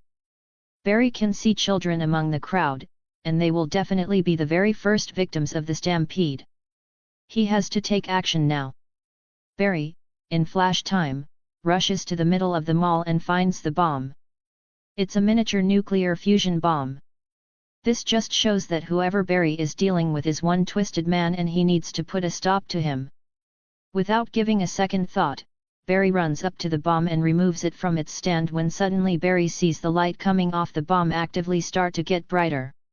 He realizes that it's about to explode. But Barry is a lot faster than an explosion. Barry immediately runs away with the bomb, vibrating his body so fast that his molecules enter a state of excitement, but it is not just his body. He transfers his momentum to the bomb in his hand and makes it vibrate at the same frequency as his body. While vibrating along with the bomb, Barry runs directly through the wall and out of the mall in an instant. The bomb in his hand gets more volatile, and he has very little time to deal with it, even for a speedster, but Barry has a lot of speed to spare. He runs even faster, running at speeds his team has not seen him run at. Barry runs an incredible distance away from the mall with the bomb in his hand, and just as he feels the bomb is about to explode, he tightens his fingers around it, pulls it back, and then with incredible speed, throws the bomb up in the sky. The miniature nuclear fusion bomb cube cuts through the atmosphere at the speed of Mach 10. The bomb reaches high up in the sky and explodes right above Central City, grabbing everyone's attention. The people of Central City watch the explosion light up the morning sky even brighter. The fireball expands over 50,000 meters square in area. If this bomb had exploded inside the mall, it would have completely wiped out everyone inside and the mall itself, but Flash saved the day. Barry stops running and watches the explosion light up the sky. Barry, Barry, he hears his team call for him through the intercom in his suit. Yay, I am fine, I did it, Barry replies back. Underscore underscore underscore underscore underscore underscore underscore underscore. Barry returns to STAR Labs and is immediately greeted by an excited team. Dude! Cisco says, approaching Barry, and they do their unique handshake. You killed it out there. Who would have thought you could run through walls, Cisco says, excitedly. Indeed, who could have thought? Barry says, looking at Dr. Wells while he looks back at Barry with a smile. Also another good news, Cisco says.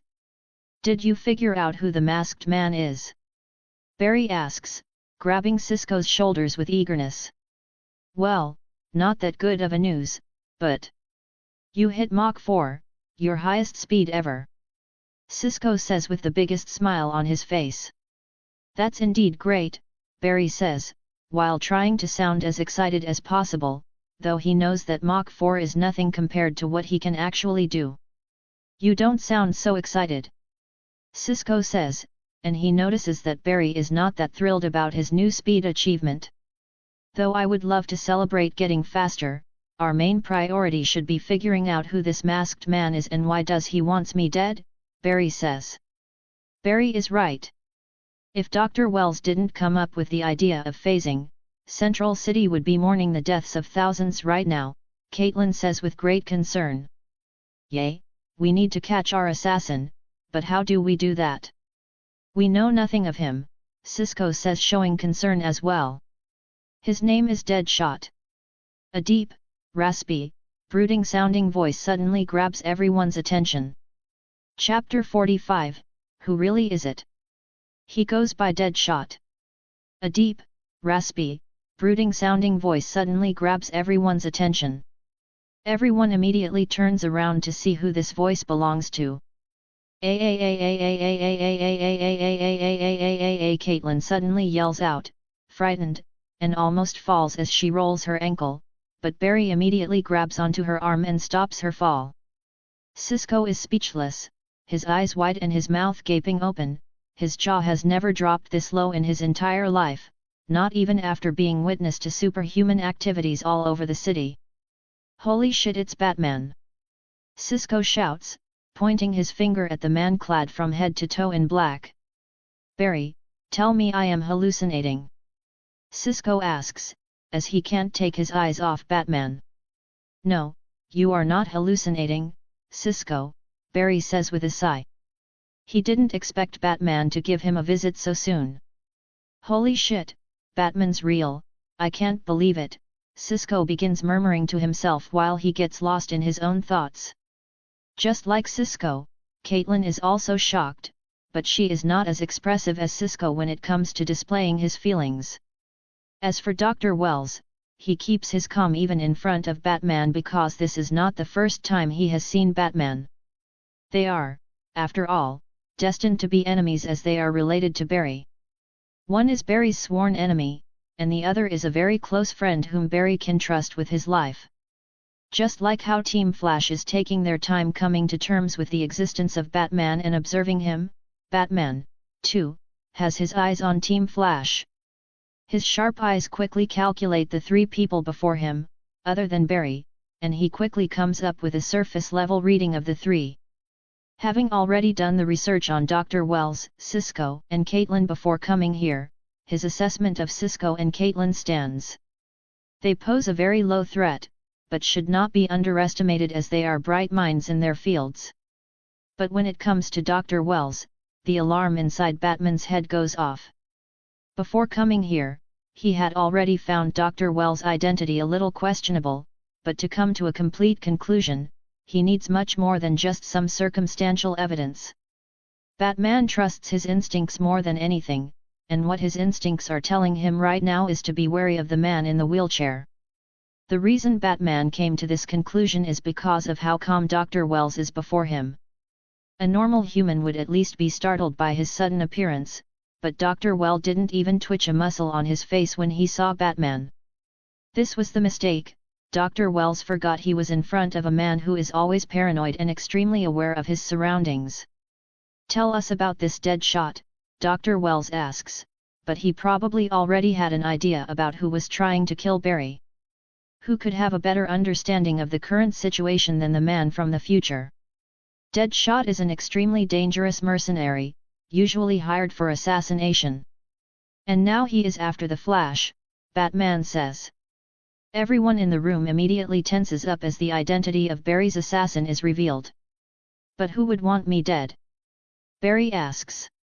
From what he can think of, he has still not crossed anyone who would want him dead, as for the criminals he has captured are all behind bars, so it cannot be them. It's related to you being in Gotham, saving me. Batman says. Team Flash is caught off guard by hearing this. They never knew that Barry went to Gotham. You went to Gotham? When? Caitlin asks. I was taking a run and decided to visit the infamous city. You know, I wanted to see if it really looks like what people described it to be, Barry says, a white lie. Though he did go for a run, he ended up there by accident as he was running too fast. How come I didn't get updated on your coordinates? Cisco asks. Well, I didn't have my suit on, Barry says. That's very irresponsible of you, Barry. What if someone had seen you use your powers without your suit on? Caitlin says, trying to be strict on him again. Come on, I am too fast for anyone's eyes. No one saw me, Barry says. Someone did, Cisco says, pointing at Batman, as everyone in this room right now knows the true identity of the Flash. No, he didn't. He already knew who I was. Barry says while smiling awkwardly. This statement surprised Cisco and Caitlin, not so much Dr. Wells, as he already knows just how good Batman is when it comes to being a detective. How is that even possible? Cisco asks. Guys, this is not important right now. What's important is finding out why this Deadshot guy is after me, Barry says, trying to change the subject. Cisco and Caitlin shut up and look back at Batman, waiting for him to continue. Like I was saying, Barry was in Gotham, and he saved me when I was in trouble. This made some people angry, so they hired Deadshot to kill you, Batman says. So the Joker hired Deadshot to kill me? Barry asks. No, it's not the Joker. It's the Court of Owls, Batman says with a serious tone. Chapter 46, The Court of Owls. The Court of Owls. Barry questions, as he might have heard of this name from the comic books, but he doesn't remember it. That's a serious badass name, Cisco says. Everyone ignores his words. Who are these Court of Owls and why do they want me dead? And how is it related to me helping you? Barry asks. The Court of Owls is a powerful criminal organization of the Gotham underworld, and they consist of some of the most powerful and richest people in Gotham, and they control the city from the dark. It was they who helped Joker escape Arkham, knowing that once out, Joker would try to kill me as I am trying to bring them to light. You running in and saving me makes them believe that you are my ally, and knowing your powers, they consider you the biggest threat to their existence. So they want you dead. Batman explains. As Barry learns this, he is surprised by how easily one can want someone dead. Barry did nothing to the Court of Owls, but they still want him dead because they fear him. It does make sense. Fear is the most genuine emotion one can have, and it will drive people to do unspeakable things. And Barry, with his power, is one very frightening being. How did you know they sent Deadshot after me? Barry asks. On the hunt for their trial, I stumbled upon a weapon deal gone wrong. It was a setup for Deadshot to acquire the plasma bomb. After looking into Deadshot, I found out that he was paid a lot to kill a certain someone in Central City. I figured it was you, so I came as quickly as I could. But it looks like you have things handled. Batman says as he sees how Barry managed to deal with the plasma bomb. Well, we still don't know where this Deadshot guy is. Maybe you can help us, Barry suggests. Who better than the world's best detective to sniff out a very slippery assassin? Batman just stares at Barry, making everyone in the room feel a chill. Cisco and Caitlin, influenced by Batman's intimidating cold stare, cower behind Barry. Fine, but I work alone. I will give you the heads up when I find him, Barman says and turns his back. We could help you know. It's my life he is after, Barry says. Batman pauses, gives it some thought, and speaks. No, he then leaves as if he was never there in the first place. Silence stays in the room for a few seconds before someone finally speaks up. Holy shit, that was scary. Cisco is the first one to break. He takes a deep breath while holding his chest. I am never been this scared in my whole life, Caitlin says while holding onto her chest as well. The coldness in his eyes, he could freeze Captain Cold with that stare, Cisco says. Come on, guys, he's not that scary. Barry says as he sees more than just what Batman is on the surface. Nah dude, that was scary. What do you think, Dr. Wells? Cisco asks. Everyone turns their head to look at Wells, waiting for his response. I will admit, he is scary, Dr. Wells says, and he is speaking from experience because he knows that there is nothing mere about that mortal. Well, at least we now know who wants Barry dead, and as much as I want to think that this dark night can resolve our problem, I would like for us to take action ourselves and not rely on others, Dr. Wells says, earning the nods of Caitlin and Cisco. What do you think, Mr. Allen? Dr. Wells asks. Sure, let's find Deadshot, Barry says. Team Flash immediately gets to work. Now that they know the identity of the assassin, it is much easier to scour through the deep net in search of his information. Cisco hacks into government databases in search of anything related to Deadshot and finds a lot, and I mean a lot of information, mostly regarding his victims. As for any personal information related to him, there is almost none. The guy is a ghost. He has nothing tying him to the past and present. Once in a while, he surfaces, takes a job, finishes it, and goes radio silent. To this day, no one has caught him. They find out that Deadshot has never missed a shot in his life. Every time he shoots, his target dies. The only reason Barry is alive right now is that he can move faster than any bullet. Barry watches his team put their all in trying to find anything that can lead them to Deadshot, but as much faith he has in his team, he has more faith in Batman, and he is 99% sure that it's going to be Batman who finds Deadshot first. Just like Barry, Dr. Wells also knows that their effort is all for nothing. No matter how smart he is, when it comes to detective work, very few can match Batman. Somewhere in Central City, the infamous assassin Deadshot is having a conversation with someone over a burner phone. I couldn't get the job done. He is just too fast. I need something faster to bring him down. The man in the white mask, Deadshot, speaks into the phone. Look, if you want him dead, I need more money. This target is beyond anything I have ever dealt with. Get me a gun that's fast, and the money. The job will be done, Deadshot says. The call ends. Deadshot crushes his burner phone and throws it away. I shouldn't stay in one place or I might get found, he murmurs and begins packing up. Underscore.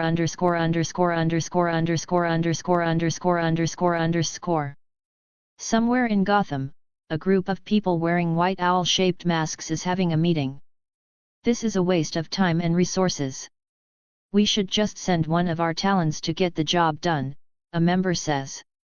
Are you an idiot? What is a talon going to do against a man who can move faster than the speed of sound?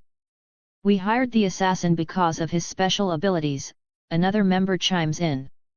I still believe we should capture this Flash and make him our weapon. Imagine with his powers we can accomplish so much more, another member suggests. But how do we do that? The members continue to discuss. Enough. An old woman in a wheelchair finally speaks, shutting everyone down. We do as we were requested. Find a weapon that's fast enough to take down this Flash and hand it over to Deadshot. We will then wait and see what happens. If the Flash dies, it's for the best. If he survives. I heard that there are more just like him out there. The old lady says, bringing a smile to everyone's face, but none can be seen as they are hidden behind their owl masks. Chapter 47, Bat Emoji. It has been 2 days since Team Flash saw the infamous Batman. In these 2 days, Team Flash tried their best to uncover anything that could help them track down Deadshot, but they quickly figured out why no one has been able to track him down all these years. Deadshot is very slippery, he doesn't stay in one place for more than a day, he keeps moving. He doesn't carry anything with him that can be tracked. He doesn't leave behind any digital trail. As for Barry, he has been running around being the Flash, saving people. By now, almost everyone in the city knows that the Flash is real because he managed to save thousands of people from being victims of a bomb blast. The victims, the police, and the news reporters present at the scene all saw the lightning storm Barry conjured up while running around the mall before running away with the bomb and tossing it up in the air. With the bomb threat out of the way, the police were able to rescue the people inside the mall, foiling Deadshot's plan. Now that the entire city knows of his existence, a man who can run faster than the speed of sound is living among them. Most of them are excited because a real superhero is running amongst them, while a few are worried and scared as they see beyond the glamour. A man with superpowers. How can they know they can trust him? What if he decides to go bad? How will the city protect them from something that normal weapons can't deal with? And all these are genuine questions that have a lot of validity to them. While some might praise him for his heroic actions, others blame him, as it is his existence that put those people in danger in the first place. Barry is in jitters with his usual in hand, sitting there while looking at his phone, reading the headline on the CCN site. Though it has been 2 days, he is still the talk of the town. Everywhere he goes, he hears people talking about him. Most are excited to know that he exists, but he has also come across some who have shown concern. The Flash. Friend or foe? The headline reads. I can't believe there are people who think the Flash is the problem, Iris says, frustrated while drinking her coffee. Well, people can have their own view regarding this matter, Barry says. He is not going to sit here and defend himself because he knows there is truth to what these people are saying. If Deadshot wasn't so adamant on killing him, he wouldn't have pulled this stunt. How is this the Flash's fault? He didn't know that this psycho would go as far as to threaten thousands of people just so he could kill the Flash. And even after that, Flash showed up to save those people, knowing he could die in the process. Who else but a hero puts his life before others? Iris questions, frustrated. Barry smiles, seeing that his friend turned out to be his biggest supporter, even though she doesn't know it is him. He doesn't say anything and lets Iris rant for a few more minutes on how the people who are blaming the Flash are a bunch of ungrateful assholes. By the way, I am thinking about putting my name on the blog, Iris suggests, which almost makes Barry spit his drink out. You can't be serious, Barry questions. He knew this day would come, but not right now. He didn't even goad her into it. She came up with the idea herself. Has this woman lost her mind? There is a dangerous assassin out there wanting to kill Flash, and she wants to put her name in the blog. Barry thinks to himself while staring at Iris in disbelief. I am going to put my name on my blog, Iris says with a big, proud smile on her face. You can't do that, Barry says. And why not? Iris asks, almost offended that Barry wants to stop her from doing something she wants. Why not? You ask why not? There is a literal psychopath out there wanting to kill the Flash, so tell me what will happen when you put your name on a blog related to the Flash. Barry questions her. As Iris gives it some thought, she realizes that she can be putting herself in danger, but being the stubborn woman she is not going to back down from doing what she wants. I don't care. This is my chance to take myself seriously. If I want to do this journalism thing for real, I need to take this risk, Iris says. Taking risks doesn't mean putting your life on the line, Barry says. Iris is pissed seeing how Barry is not supporting her choice, so she decides to not talk about this any further. She just gets up and storms off angrily. Seeing this, Barry sighs. Women. He thinks while sipping his coffee. Suddenly, his phone buzzes, and he has a message from an unknown number. Meet me at your place. He didn't seriously put a bat emoji, Barry thinks as he sees the emoji at the end of the message in disbelief. Well, let's see what he has for me, Barry says and walks out of jitters before turning into a blur and running back to his apartment. You know I could have figured out it was you without the bat emoji, Barry says as he runs into his room and shows the message sent to him by Batman, who is already waiting for him inside his room. Batman just grunts at Barry's statement. No one knows what's going on inside that bat brain of his. So what did you find? Barry asks, seeing that Batman is in no mood for jokes. He is going to make his move soon. I managed to intercept a message between the Court of Owls and an underground weapons dealer. They were trying to get their hands on a weapon that can kill you, Batman says. I don't know if a weapon like that exists. Barry says this because he is immortal. That's what I thought, but then I found something. The organization is called the Black Hole. They are an underground criminal organization known for international arms deals and assassinations, and it looks like they do have something that can kill you, Batman says, his tone grim. And what's that? Barry asks, curious. An infrared photon gun, it's able to shoot at the speed of light, Barry finishes his sentence. Indeed, even you won't be able to dodge it, Batman says. Debatable, but let's keep this to myself for the time being, Barry thinks as he doesn't want to tell Batman that he can probably run faster than the speed of light, he just hasn't tried it yet. Chapter 48, The Plan. So this black hole, do they really have such a gun? Barry questions. Even though he is not afraid of this gun, he is worried about it being used by the wrong people. A weapon that can shoot at the speed of light is extremely dangerous. No amount of armor can save someone if they get hit by something like this.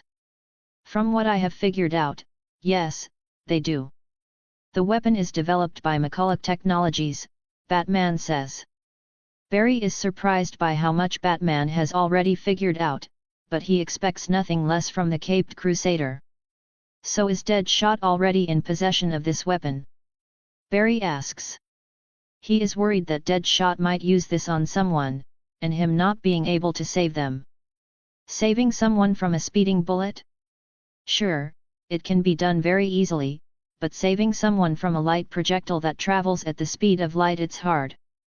Plus, he still doesn't know what repercussions it will have for the world around him if he runs faster than the speed of light. Sure, he won't be affected as he has become the speed force itself, but what about others? He doesn't know. He needs a much deeper understanding of his own powers. I am afraid so. I tried to intercept this deal, but I was too late. Deadshot got there before I did and killed the person delivering the weapon to him. I couldn't get any information from there, Batman says. So, how do we deal with this? Barry asks. As smart as he is, he should leave the strategizing part to Batman. We wait, Batman says. He will resurface again and cause a commotion to lure you out, that is when we will make a move, Batman says. And how do we locate him? With a photon gun, he can take a shot from even farther than before, Barry says. Leave that to me, Batman says and tries to take his leave. Come on, you can't hide information from me when I am the one whose life is in danger, Barry says. When Deadshot tries to lure you out, go. I will take care of the rest, he says and jumps out of the window before disappearing into the darkness. He could have just used the door, Barry thinks. I should relay the plan to the team, Barry says and runs to STAR Labs. _____. So that's it. That's the plan. Cisco questions it as he finds the plan too simple. Yay, that's what he told me to do, Barry says. I don't like this. You said Deadshot has an infrared photon gun. Even you are not fast enough to dodge that. It's too dangerous, Caitlin says, worried. I have to do it or he might pull the same stunt as last time. I can't allow this lunatic assassin to go around threatening the city just to get at me, Barry says. I am with Caitlin. I don't trust this Batman, Dr. Wells finally speaks up. And I believe you should keep your distance from him as well, Mr. Allen. From what I have heard, this man is dangerous and has quite a reputation back in his city. He shouldn't be here in the first place, Dr. Wells says. He has been on the edge of his wheelchair ever since Batman showed up because he knows just how notorious that man is. Even a slight mistake from him, and Batman will sniff it out and expose him. I know, but he also has a code that he lives by. I know I can trust him, and unless any of us can come up with a better plan, this is the only way, Barry says. Team Flash looks at each other, trying to come up with a better plan, but none can think of any, forcing them to trust the plan the Caped Crusader has provided. Barry knew that his team might not approve of this plan, but he knew better, and even though he is putting a little too much trust in Batman, he has a fail-safe. He is an immortal. Even if he gets shot by this gun, he will not die. So he is willing to take this risk so that innocent people don't get dragged into this once again. He can finally put this lunatic, Deadshot, behind bars. Chapter 49, Dealing with Deadshot. With no other option but to wait for Deadshot to make his move, Barry busied himself with work and running around, aiding people in need. Team Flash still tried to find Deadshot. But a man who has been evading the entirety of the world's government and its bureaus for years, how can just 3 people find him? Another day is about to come to an end. People are heading home back from work after a long, busy day. Even with everything that is happening around the city, the people continue to move on with their lives. Barry is currently sitting on top of a tall building, looking over the city. With all the city lights under the night sky, it looks very beautiful. No one would believe that such a beautiful city is the epicenter of chaos. But he also knows the reason why this city is this chaotic. It's because he lives in a world of comic books, where common sense doesn't make sense. Barry. He suddenly hears Cisco's voice in his ear, and he seems panicked. Cisco, what's going on? Barry asks. Deadshot, he is back, Cisco says, immediately alerting Barry. Deadshot? Where is he? Barry asks. I don't know. It's just another video feed from him. He is asking you to be at city center. He also has hostages with him. Cisco says, panic in his voice. Hostages? How many? Where are they? Barry asks.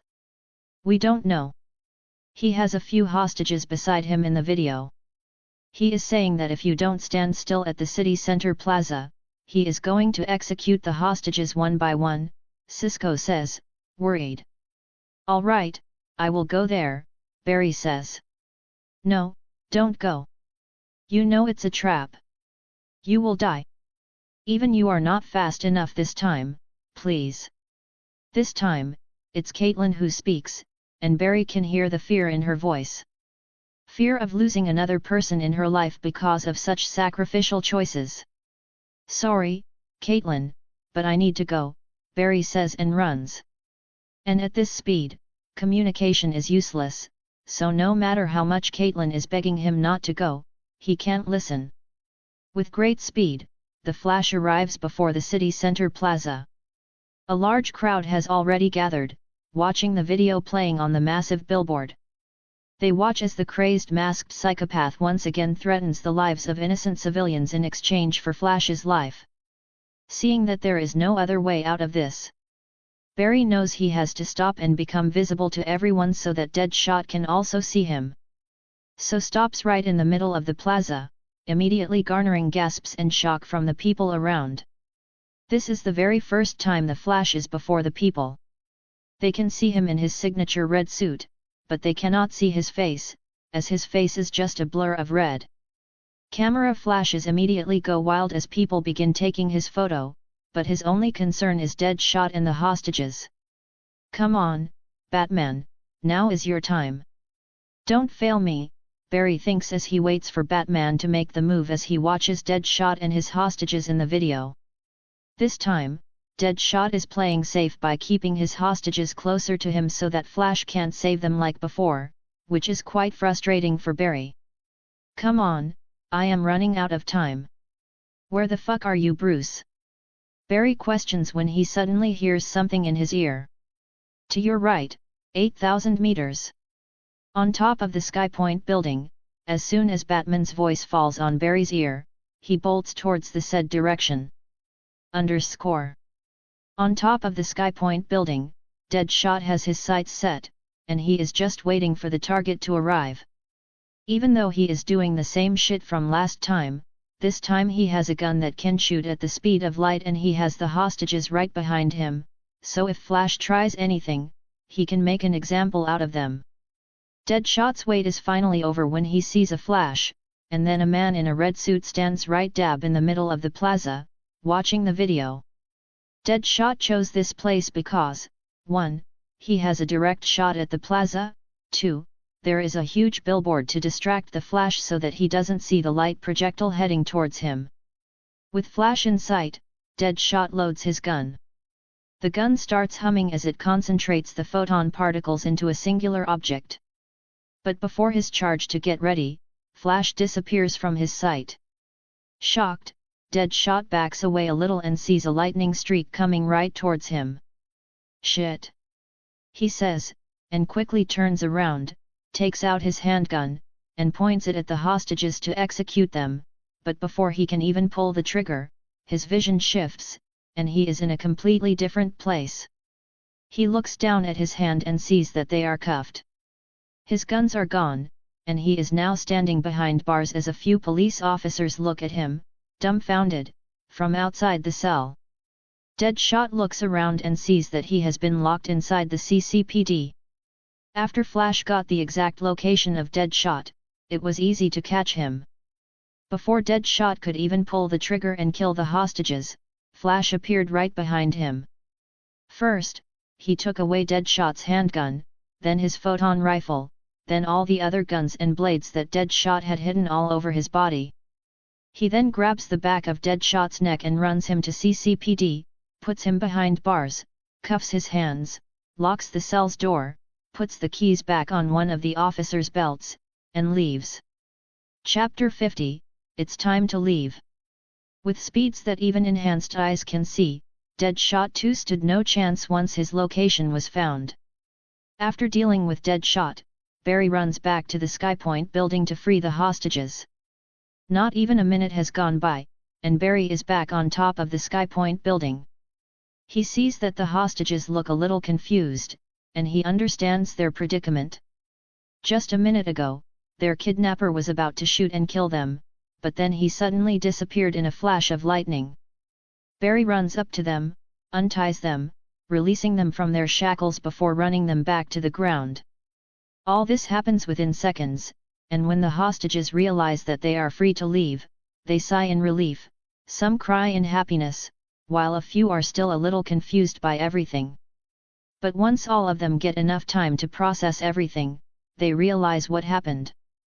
The talk of the town, the superhero that they call the Flash, saved them, and they couldn't be any more grateful. Barry runs back up the building and stops, which he rarely does nowadays. Having super speed is really addictive, so he does most of his things are super speed.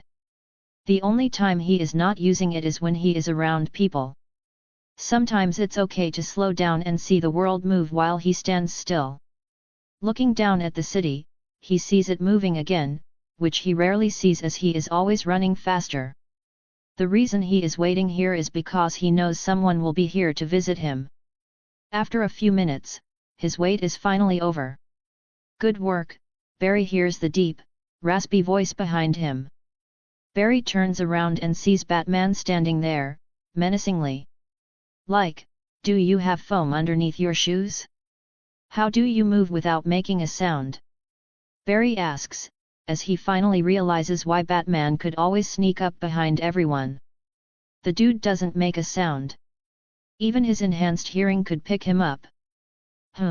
Batman just hums. He doesn't answer, as if answering it will bring an end to the world. Seeing that Batman doesn't want to answer his question, he decides to move on to the next. "How did you find out Deadshot was here?" Barry asks. I found the gun's design. The gun needs to generate a ton of energy to shoot. I just had most of my satellites pointed at Central City to search for any massive heat signatures, Batman explains. That sounds about right. Also, Deadshot is locked inside CCPD, so I don't think you can get your hands on him, Barry says. I know, Batman answers. Of course, you know. Okay, so I assume you are just going to leave, just like that? Barry questions. Just like your city needs you, Gotham needs me, Batman answers. Well, thanks for everything, Barry says. Batman just stares, doesn't speak, and turns away, ready to leave. Also, if you need help, just hit me up. You saw, even with all my speed, I still need help. Everybody can use a helping hand, so, you know the gist, Barry says. Batman stops for a second. That Dr. Wells, be careful around him, Batman says. Barry is surprised by this warning, but by now, he doesn't think it's out of the ordinary for Batman to pick up a few things. I know, Barry says. Batman turns around and meets Barry's eyes. He realizes that Barry already knows that something is fishy with Dr. Wells, but since Barry seems to be acting ignorant around him, Batman decides not to butt in. He then jumps off the building and disappears into the darkness. Well, that went well. And I think we are now friends, well, at least I think so. Barry says to himself and, with a flash, disappears. Underscore underscore underscore underscore underscore underscore underscore underscore underscore underscore. Barry runs back to STAR Labs and stops before his team. His sudden stop causes all the papers in the room to fly up in the air. Barry! Caitlin exclaims, happily seeing him back safe and sound. What happened? Cisco asks. Deadshot is behind bars now. No more psycho assassin running around the city, Barry says, smiling. Dude, that's awesome, Cisco says, high-fiving Barry. So, Batman's plan worked, Cisco says. Looks like it did, Dr. Wells chimes in. What was the plan? Cisco asks. Barry then begins explaining what Batman's plan was. That's genius.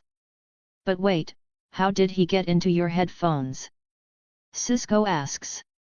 I don't know, he must have hacked into it, Barry says, knowing that it's not something out of Batman's capabilities. Bullshit, no one can hack into my creation, Cisco says, but having no other explanation to how Batman got inside Barry's ears, he rushes to his computer and finds that Batman indeed hacked into his system. Looks like it all worked out, Mr. Allen, Dr. Wells says. Looks like it did, Barry says. But I still don't trust that man. He could have given us a heads up about the plan before deciding to put your life at risk, Dr. Wells says. I agree with Dr. Wells. That guy gives me the creeps, Caitlin says. I understand your point, but he doesn't seem to trust people that easily as well, Barry says. Dr. Wells just stares at Barry before giving him a smile and rolling away. Chapter 51, Flash Everywhere. Central City is abuzz as the news of Deadshot being caught is the talk of every mouth. The report about how Deadshot just ended up behind bars in a flash has been viewed over 1 million times by the people of the city. But a headline even more captivating than the capture of Deadshot is the reveal of Flash. When Flash stopped at the plaza for those few seconds, a lot of people managed to take some pictures of him. Among that crowd were many professionals, so they got a lot of pictures of the Flash from all different angles. Before, when people thought of the Flash, he was just a streak of lightning in their mind, and now, the people finally have a figure to attach to the name Flash. With the picture of him in a red suit out, there is no place in Central City where Barry can't find a picture of himself. Walking up morning, he is on the TV. Walking out of the apartment, people are looking at the picture of him on their phones. Out in the city, the news stations have plastered his image on the biggest of the billboards. His name is the headline. Every person he walks past is either reading, watching, or talking about the Flash. Luckily, he was vibrating his face at supersonic speed so the cameras couldn't pick up anything. I told you, Flash is a hero, Iris says as she and Barry, with coffee from Jitters in their hands, walk past a television shop in which all screens have the Flash displayed on them. Well, people online are still debating about it, Barry says. What's there to debate? Flash caught that psycho deadshot or whatever he called himself, Iris says. That he did, Barry says. Well, now that this psycho killer has been caught, I can finally get serious with my work, Iris says. You are not talking about putting your name on your blog, are you? Barry asks. You can't persuade me into not doing it, Barry, she says. Yay, I know. You are not gonna budge on that, so I'm not going to try anymore, Barry says. He is not going to babysit Iris about everything. She is a grown woman, and if she really wants to do this, let her do this. It's her choice. See, I knew you would understand, Iris says with a smile. It's not me that you need to convince, it's Joe. Get ready to feel his judgmental eyes on you every time you try to talk to him for the next few months, Barry says, laughing. Ugh, I forgot about Dad. Barry, can you please talk to him about this? She begs. No, no, no, don't put this on me. I have nothing to do with this. This is all you. Journalist Iris West, Barry says. He is not going to get involved with any more quarrels between his friend/adopted sister and his adopted dad. Iris gives him the side eye before changing the subject. By the way, Eddie and I are hanging out. You are, of course, invited, but do you have anyone to bring along? Iris asks. Sure, I can invite Cisco and Caitlin, Barry says. Right, Caitlin, what's going on with you two? Iris asks. Yay, that didn't work out. She has her own issues to deal with right now. So don't make it awkward when I invite her tonight, Barry says. Come on, you know me, I'm cool, Iris says. I don't know about that, but you need to promise me that you won't make things difficult for both of us tonight, okay? Barry asks. Fine, I promise, Iris says. Good, meet you two tonight, Barry says as they go their separate ways. Barry heads to CCPD while Iris gets busy with being a journalist. __________. Barry is going through today's files in his lab when Joe walks in, grabbing Joe's attention. Good work yesterday, Joe says. Yay, that was a close call yesterday, Barry says, smiling. Well, because of that close call, now you are everywhere. Everywhere I go, I see you. Soon you will begin haunting me in my dreams, Joe says, sighing, taking a seat. He can't keep count of how many times he has come across the Flash. Do you know, they already have fake merchandise of you being sold on the streets? Joe questions. So soon? It just happened last night. Even Barry was surprised by how fast people are when it comes to making a profit for themselves. Too bad I don't have a copyright for the Flash name and design, Barry says, laughing. Speaking of your close call yesterday, I was informed that you worked with a vigilante last night. He was the one who helped you locate Deadshot, Joe inquires. Dr. Wells told you? Barry questions. This Dr. Wells is getting really annoying. Barry understands that he is trying to take control of his life, but he is messing with the wrong Flash this time. Yes, and I don't want you teaming up with vigilantes, Joe says. Come, Joe, Batman's not that bad, Barry says. SSHHHH, quiet. I don't want people to talk about him here, Joe says, telling Barry to lower his voice. Come on, he's not some demon that will appear if you call his name, Barry laughs, seeing Joe's reaction. Well, anyway, I don't want you anywhere near that man, Joe says. Like I said, he is not that bad, sure he can get a little rough, but the dude has a code. He never kills anyone, no matter how bad they are. And he has been doing this for quite some time now, Barry says. And I heard, he actually works with the GPD as well, like partners, Barry says, whispering. Bullshit, Joe says. Trust me, maybe you can contact one of your GPD. They will tell you, Barry says. Joe gives him a questioning look, but he is going to do it, anyway. If what Barry is saying is true, this Batman can become an ally when in need. The dude managed to locate Deadshot all on his own while the entirety of the CCPD and Barry's team were struggling to do so. If one this Joe can take from this is that his Batman is one useful person to be around. Chapter 52, didn't turn out as expected. Barry, Caitlin, Cisco, Iris, and Eddie are all hanging out at a bar. While Iris and Eddie are off doing their own thing, Barry is with Caitlin and Cisco, chugging shots after shots without a single twitch on his face. See, nothing.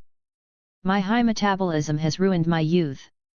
I can't get drunk, no matter how much I drink, Barry says. Looks like we finally found a disadvantage of having superpowers, Cisco says. Well, since you can't have any, let me have it for you, Caitlin says, chugging a shot, trying to tease him. Barry chuckles and takes another shot. Now that he can't get high anymore, he can only drink for taste. As Barry spends the night having fun with his friends, he suddenly remembers something. This scene that is happening, he remembers watching it on TV. The Flash complained to his friends about his inability to get drunk. Iris and Eddie are here as well. Wait, isn't this the scene when that explosion happens? Barry questions as he looks around. It's 9 p.m., and there is no call from the station, nothing is happening. Maybe it's later at night, Barry thinks, and waits for something to happen. While he keeps his friends entertained, he has his attention somewhere else. He is waiting for that call so that he can take action. But time starts to fly by, his friends get drunker, but that call never comes. Did I get it wrong? Was it not this scene? Barry questions as he sees the clock hit 11 p.m. Barry, he hears Iris call for him. He turns around and sees her in Eddie's arms. It's getting late, I am leaving, Iris says. Me too. Can't be late for work tomorrow, Eddie says. I should head back as well. I will leave with Caitlin and Cisco. You two should leave first, Barry says. Okay, see you tomorrow, Barry, Iris says, bidding farewell. Eddie waves with a smile and leaves with her. Barry then brings his attention to his other two friends, who seem to be having a great time. Looks like I was wrong, Barry thinks and smiles. He no longer has to deal with a walking human bomb. Maybe I will come across her someday in the future, he thinks, and approaches them. Guys, it's 11 p.m. Do you want to spend the entire night here? Barry asks as he sees Caitlin and Cisco play darts for drinks, and Caitlin is handing Cisco his ass at the game. Poor guy has been forced to take shot after shot, and with every shot, his game is getting weaker. Alright, that's it.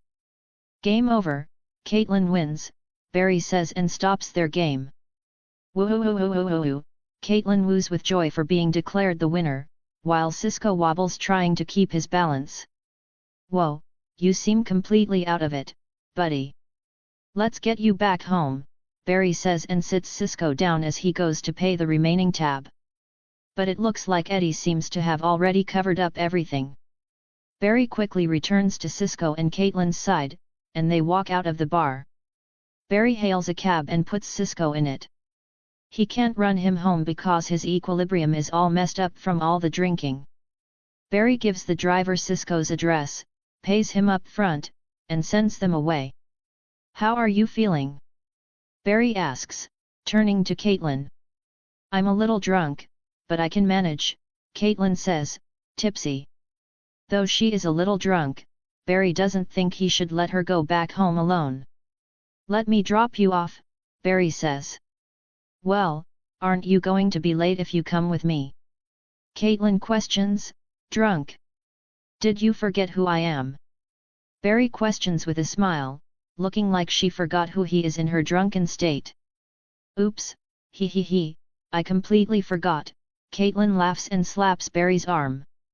Barry just smiles, seeing her antics, when suddenly Caitlin wraps her hands around his neck. What are you doing? He questions, confused. Aren't you going to swoosh me back home? Caitlin asks, staring at him like an innocent girl. Okay fine, Barry says. Since she is not totally fucked up like Cisco was, she should be able to handle moving at super speed for a few seconds. Barry puts his one hand on her back and the other behind her legs, and lifts her up in his arms effortlessly. Woo, you are so strong, she says, grabbing Barry's arm and feeling up his biceps. Barry shakes his head, smiling, and enters Flashpoint. Everything around him slows down, and before anyone can notice, he disappears from his spot. And within a few seconds, he stops right before Caitlin's apartment. Barry puts Caitlin down on her legs as she stumbles a little. Barry grabs her by her shoulders to prevent her from falling, but she regains her footing. We are here already? Caitlin asks, surprised. The jolt from the sudden stop must have snapped her out of her drunken state a little. Yes, this is your house, right? Barry asks, as this is the first time he has come to Caitlin's house. Yes, it is, and that was fast. PSST, who am I talking to?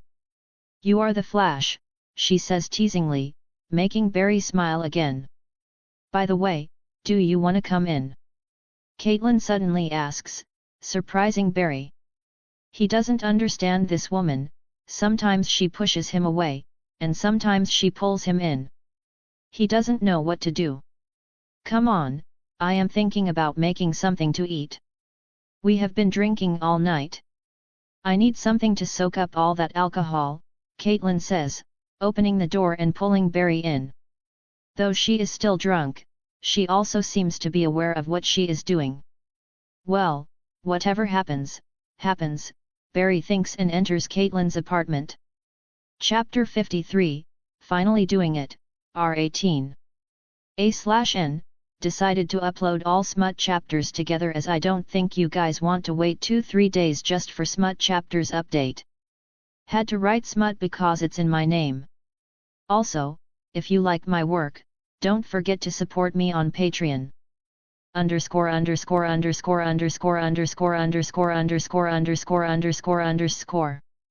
Sit down, I am going to change into something comfortable before I make something, Caitlin says. Sure, Barry says and sits down on the couch. He turns on the TV while feeling a little weird on the inside. What is Caitlin thinking? Does she want me to make a move, or does she just really want to make and eat something? Barry questions, but after a few seconds, he lets go of his thought. There is no point for him to rack his brain for nothing. He puts on something to mindlessly watch, but as a few minutes go by, he hears his name being called. Barry! Barry, can you come in here? He hears Caitlin call for him. Barry raises his eyebrow as this is escalating. Why would a woman call a man into her bedroom if she doesn't want to do anything? Confused, Barry enters Caitlin's bedroom, and she seems to be struggling. Barry, can you help me with this zipper? It's stuck, Caitlin says as she tries reaching the zipper on the back of her dress. Looks like I really was thinking too much into it, Barry thinks, and walks up to her. Wait, let me help you, Barry says and pinches her zipper with his fingers. He tries to pull it down but feels a little resistance. So he puts in a little more effort, and suddenly the zip goes all the way down, revealing her smooth, bare back. Oh, sorry, Barry says as he puts in a little too much strength. Running at super speed is one thing, as he is the Speed Force and he understands it the best, but when it comes to super strength, he needs a little more control. It's okay, Caitlin says, turning around and meeting Barry's eyes as she holds onto her dress with her hand. As their gaze meets and they stare into each other's eyes, Caitlin stands up on her tiptoe and meets Barry's lips with hers. Barry doesn't just stand there like an idiot, he grabs her by her waist, pulls her closer, and kisses her back. Their lips part, changing positions as the tongues start to get involved.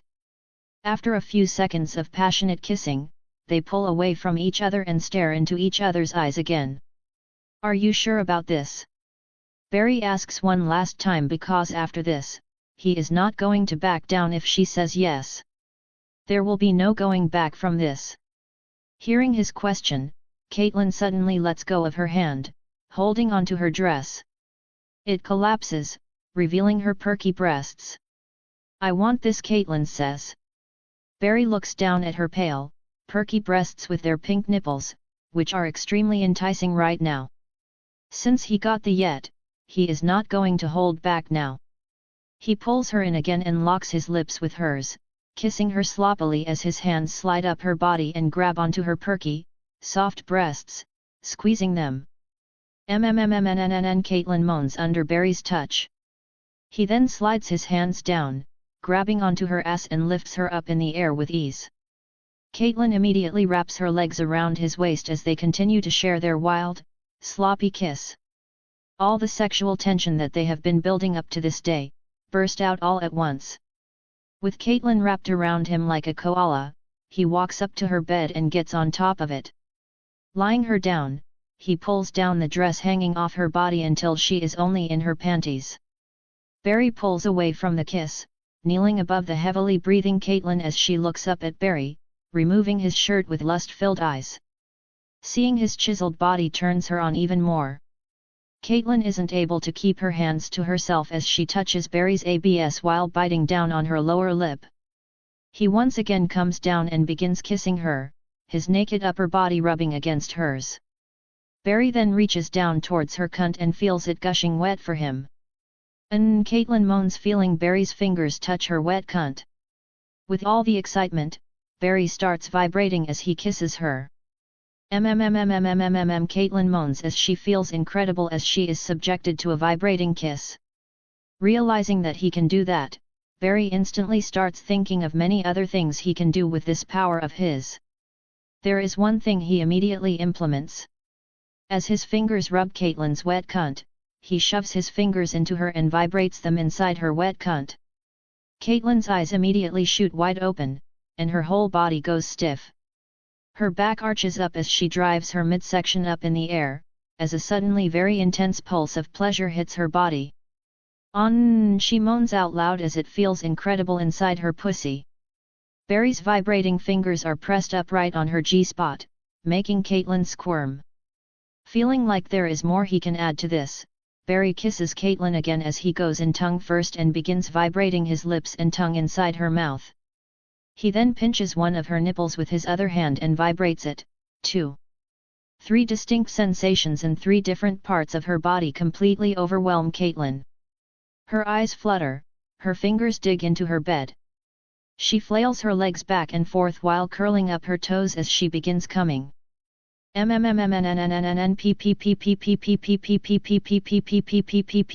Aloud, muffled moan escapes her as she is still being subjected to the vibrating kiss. She is already having such an intense reaction, and this is just the beginning. There is still a lot more up ahead, and Caitlin should prepare herself for it. Chapter 54, It's Finally In, R18. As Caitlin comes down from the high of her intense orgasm, she stares into Barry's eyes with surprise. "What was that?" she asks curiously. Barry smiles, hearing her questions. He brings his fingers forward and vibrates them before her eyes. "Vibrating fingers, looks like it works like magic," Barry says, smirking as he looks down at the huffing and puffing Caitlin as she is still catching her breath. "Don't tell me you are done already?" Barry asks in a provocative tone. "Not even close," Caitlin says, staring into his eyes. "Good, because I am not done with you," Barry says and gets on top of her again. He steals a kiss from her lips before he starts making his way down her body. Caitlin shivers as she feels Barry's kiss against her neck. She gasps, raising her chest as she feels his lips slide down from her neck towards her breasts. Barry takes one of her breasts in his hand while he puts the other in his mouth. He begins fondling one and sucking on the other, making Caitlin continue to gasp in pleasure as she feels her sensitive hard nipples get played with one of them being squeezed between Barry's index and middle finger as they dig into her soft, perky mounds, and the other being stretched as Barry sucks on it hard while also pressing it with his tongue. Caitlin never thought she would get so much pleasure from just having her nipples played. And then it comes. With both her nipples being pulled and squeezed in different ways, Barry starts vibrating his hand and tongue. Barry I fuck, Caitlin moans out loud, feeling great pleasure. She places her hand on the back of Barry's head as she tries to press his face harder against her breasts. Though her breasts taste delicious, Barry doesn't want to waste all his time on them. He stops sucking on her nipples and continues to move down her body, kissing her upper abdomen, then her flat stomach, and finally her lower abdomen before his mouth comes right before her cunt. He gives it a peck and looks up at Caitlin as she looks down at him. Their eyes meet, and they both smile mischievously. Barry grabs her black panty and slides it down as he finally gets to see Caitlin's beautiful pussy. She keeps it smooth, which Barry likes. Unable to resist the delicious object before him, he begins eating it. Open mouth, he makes a seal around her pussy with his lips and begins licking it with his tongue. Caitlin moans out loud, raising her chin in the air and arching her back as she holds onto Barry's head, thrusting her hips harder against his face. Feeling her squirm, Barry ups his game even further. He focuses his tongue on her clit while he introduces his hand to the mix. 2 fingers enter Caitlin's cunt and goes straight to attack on her G-spot. Barry oh my god, Caitlin has never moaned so loud. She never thought sex could get this intense and this good. Within minutes, Barry has Caitlin shaking again. Her legs are stiff, her toes are curled up, and her fingers are digging into her sheets even harder than before. And under the influence of a vibrating tongue and fingers combination on both her clit and G-spot simultaneously, she bursts like a fountain. Barry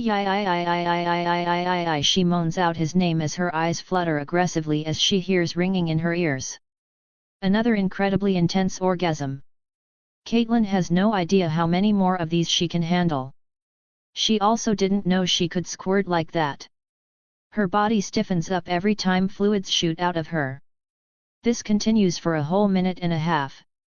Seeing Caitlin's state, Barry too can't control himself anymore. He stands up and takes off his pants, finally revealing the thing that has changed a lot since the lightning struck him. As Caitlin comes back to her senses, her lips quiver as the feeling of the orgasm still lingers on her. Caitlin's eyes move in search of Barry when she sees him standing before her, naked. Her eyes widen as she finally gets to see his dick. It's so big, she thinks. She can't even express it out loud. Barry crawls back on the bed and gets on top of Caitlin. He grabs her legs by her thighs and spreads them wide apart while his gaze is locked onto her eyes. Caitlin takes in deep breath as she realizes that it's finally about to happen. Barry leans in as he grabs both her hands, but their wrists, and pins her down firmly onto her bed, giving her no chance to escape. Now with his face hovering inches above hers, and his dick just an inch away from her cunt, one movement will seal the deal. They stare into each other's eyes and see how they are craving for each other, so wasting no further time, Barry moves his hip. Pressing the tip of his dick against her cunt, Barry begins entering Caitlin. Even though his dick is not lubed with how horny Caitlin is and how much she has leaked from down there, no lube is needed. Caitlin feels herself getting spread as Barry's big fat dick beings entering her. Gasp! She lets out a big gasp, throwing her head back and arching her back as her pussy has never been stretched to this extent before. Oh my god! She exclaims again as she stares into Barry's eyes shakily. Barry doesn't budge. He continues to push forward. Oh fuck Barry, it's so fucking big, she exclaims. Chapter 55, Lust and Passion, R18. The night started to get more passionate as Barry entered Caitlin. His big dick stretches her insides the furthest it has ever been stretched. Caitlyn's back is completely arched, and she is gasping from pleasure as Barry's dick reaches depths that have never been reached before by anyone. Both staring into each other's eyes, Barry brings one of his hands and caresses her face, making Caitlyn whimper. Barry leans in further, touching foreheads, staring deeply into each other's eyes while his lips lover just an inch away from hers. He pushes his hip further, reaching deeper inside her till he can no longer. Caitlyn moans and begins squirming underneath Barry as she feels the tip of Barry's dick press against her deepest depths. Her eyes began to tear up from the sensational pleasure. With her body burning with pleasure and passion as she stares into his eyes, she raises her head and meets his lips, kissing him with intense passion. Barry pins down Caitlyn under his entire body weight, letting his dick press even harder inside her as she continues to squirm under him as he kisses her back with equal passion. The sound of Caitlyn's moans, mixed with the sound of kisses and the rustling of the bedsheets because of Caitlyn's aggressive squirming, fills the room. And before you know it, Barry begins moving his hips and starts fucking Caitlyn. Barry holds down Caitlyn's hands as they interlock their fingers. Barry moves his hips with intensity and rhythm, wanting to make sure that Caitlyn feels his every thrust. Caitlyn is overwhelmed, as she feels everything Barry wants her to feel. She is so consumed with pleasure that she can't close her mouth. It's stuck as moans continue to escape from her. Her eyes are wide open as she stares right into Barry's eyes with shock, and her moans continue to grow feral. Barry continues to increase his speed, thrusting faster, thrusting harder, making Caitlyn unable to handle it anymore. Her legs flail around aggressively. Oh my god, phew, I can't take this anymore, Barry, yi. Caitlyn moans out loud, throwing her head back as she comes again. Barry stops as Caitlyn's legs shake uncontrollably as she comes. He lets her come but he seals his lips with her again, kissing her passionately as she comes. After a minute, as Caitlyn's orgasm starts to fade, only the sound of kissing is left behind. Barry pulls away, leaving behind a trail of saliva between their mouths. Caitlyn stares into Barry's eyes, totally consumed by lust, her eyelids flutter, her lips quiver, and her irises are completely dilated. More she whispers to him, making Barry smile as he still has a lot in his tank. While Caitlyn has already cummed multiple times, he isn't even close to coming onces. The advantage of having a superhuman body. He begins moving his hips again, thrusting with purpose, making Caitlyn's whole body move from his thrusts. Her soft, perky breasts bounce as well, looking extremely enticing. Barry wraps his hand around Caitlyn's slender neck, pinning her down to her bed while choking her lightly as he continues to pound her. Caitlyn gets lost in pleasure again as her eyes roll up as she holds onto Barry's hand that is choking her. Seeing this, Barry thinks he can take it one step further. He has superpowers, so why not use them again? Just as Caitlyn was getting used to this intensity, her eyes snaps wide open as she feels a powerful jolt snap her out of her dazed state. Her back immediately arches up extremely, and her whole body goes stiff, locking up all her muscles. The reason? A vibrating dick. Barry begins vibrating his big dick inside Caitlyn as he continues to fuck her, thrusting her with the same intensity and now vibration into the mix. How can Caitlyn keep her thoughts straight? Her mind is completely scrambled from the pleasure that is washing over her. Fuck. Her moans more feral than ever. She immediately begins coming. And this time, the intensity of this orgasm is the greatest. Barry doesn't stop. He grabs her, turns her around and begins fucking her in the prone position. Wrapping his wild hand around her neck, slightly choking her, he continues to use his magically vibrating dick. After a few minutes of very rigorous pounding, Barry feels himself getting closer to coming, so he increases the pace and intensity even more. Fuck, I am coming, Barry says, moaning. Come inside me, fill me with your Caitlyn moans. Barry hesitates hearing her as he doesn't want to get her pregnant. "Don't worry, I am on birth control," she says. This was like music to his ears, so he stops holding back. He continues to pound her tight pussy. "I am coming too, yes yes yes," Caitlin moans out loud. "Fuck," Barry grunts as they both come at the same time. He pumps Caitlin full of his cum while she squirts all over the place. This goes on for the next few hours as the two completely lose themselves in passion and lust for each other. Caitlin comes over and over again, scrambling her mind further, and sinking into depravity. Barry too comes a few more times, covering Caitlin from head to toe with his cum till he is satisfied. They both then fall asleep with satisfied smiles on their faces. Chapter 56, Coming to an Agreement. It's 8 in the morning and the sun's already up, lighting up Central City with its burning blaze. "MMNNNN," Caitlin moans as she slowly opens her eyes. Her eyes fall on the side of her bed and find it empty. She stares at the empty stop for a few seconds before her eyes snap wide open. She immediately sits up as memories of the night play in her head. She remembers all of it. Everything. The way she initiated the sex, the way they kissed each other with passion and lust, the way they fucked, the way she moaned, being subjected to the intensity Barry brought to the sex. As all these thoughts ran through her head, she wanted to blame it on being drunk, but she knew she couldn't. Sure, when she initiated the sex by kissing Barry, she was a little drunk, but after they got to the sex part, she became completely sober. And even if she was drunk, she wouldn't be able to forget this night because the sex was too good. It was not just good, it was the best thing she had ever experienced. Nothing came close.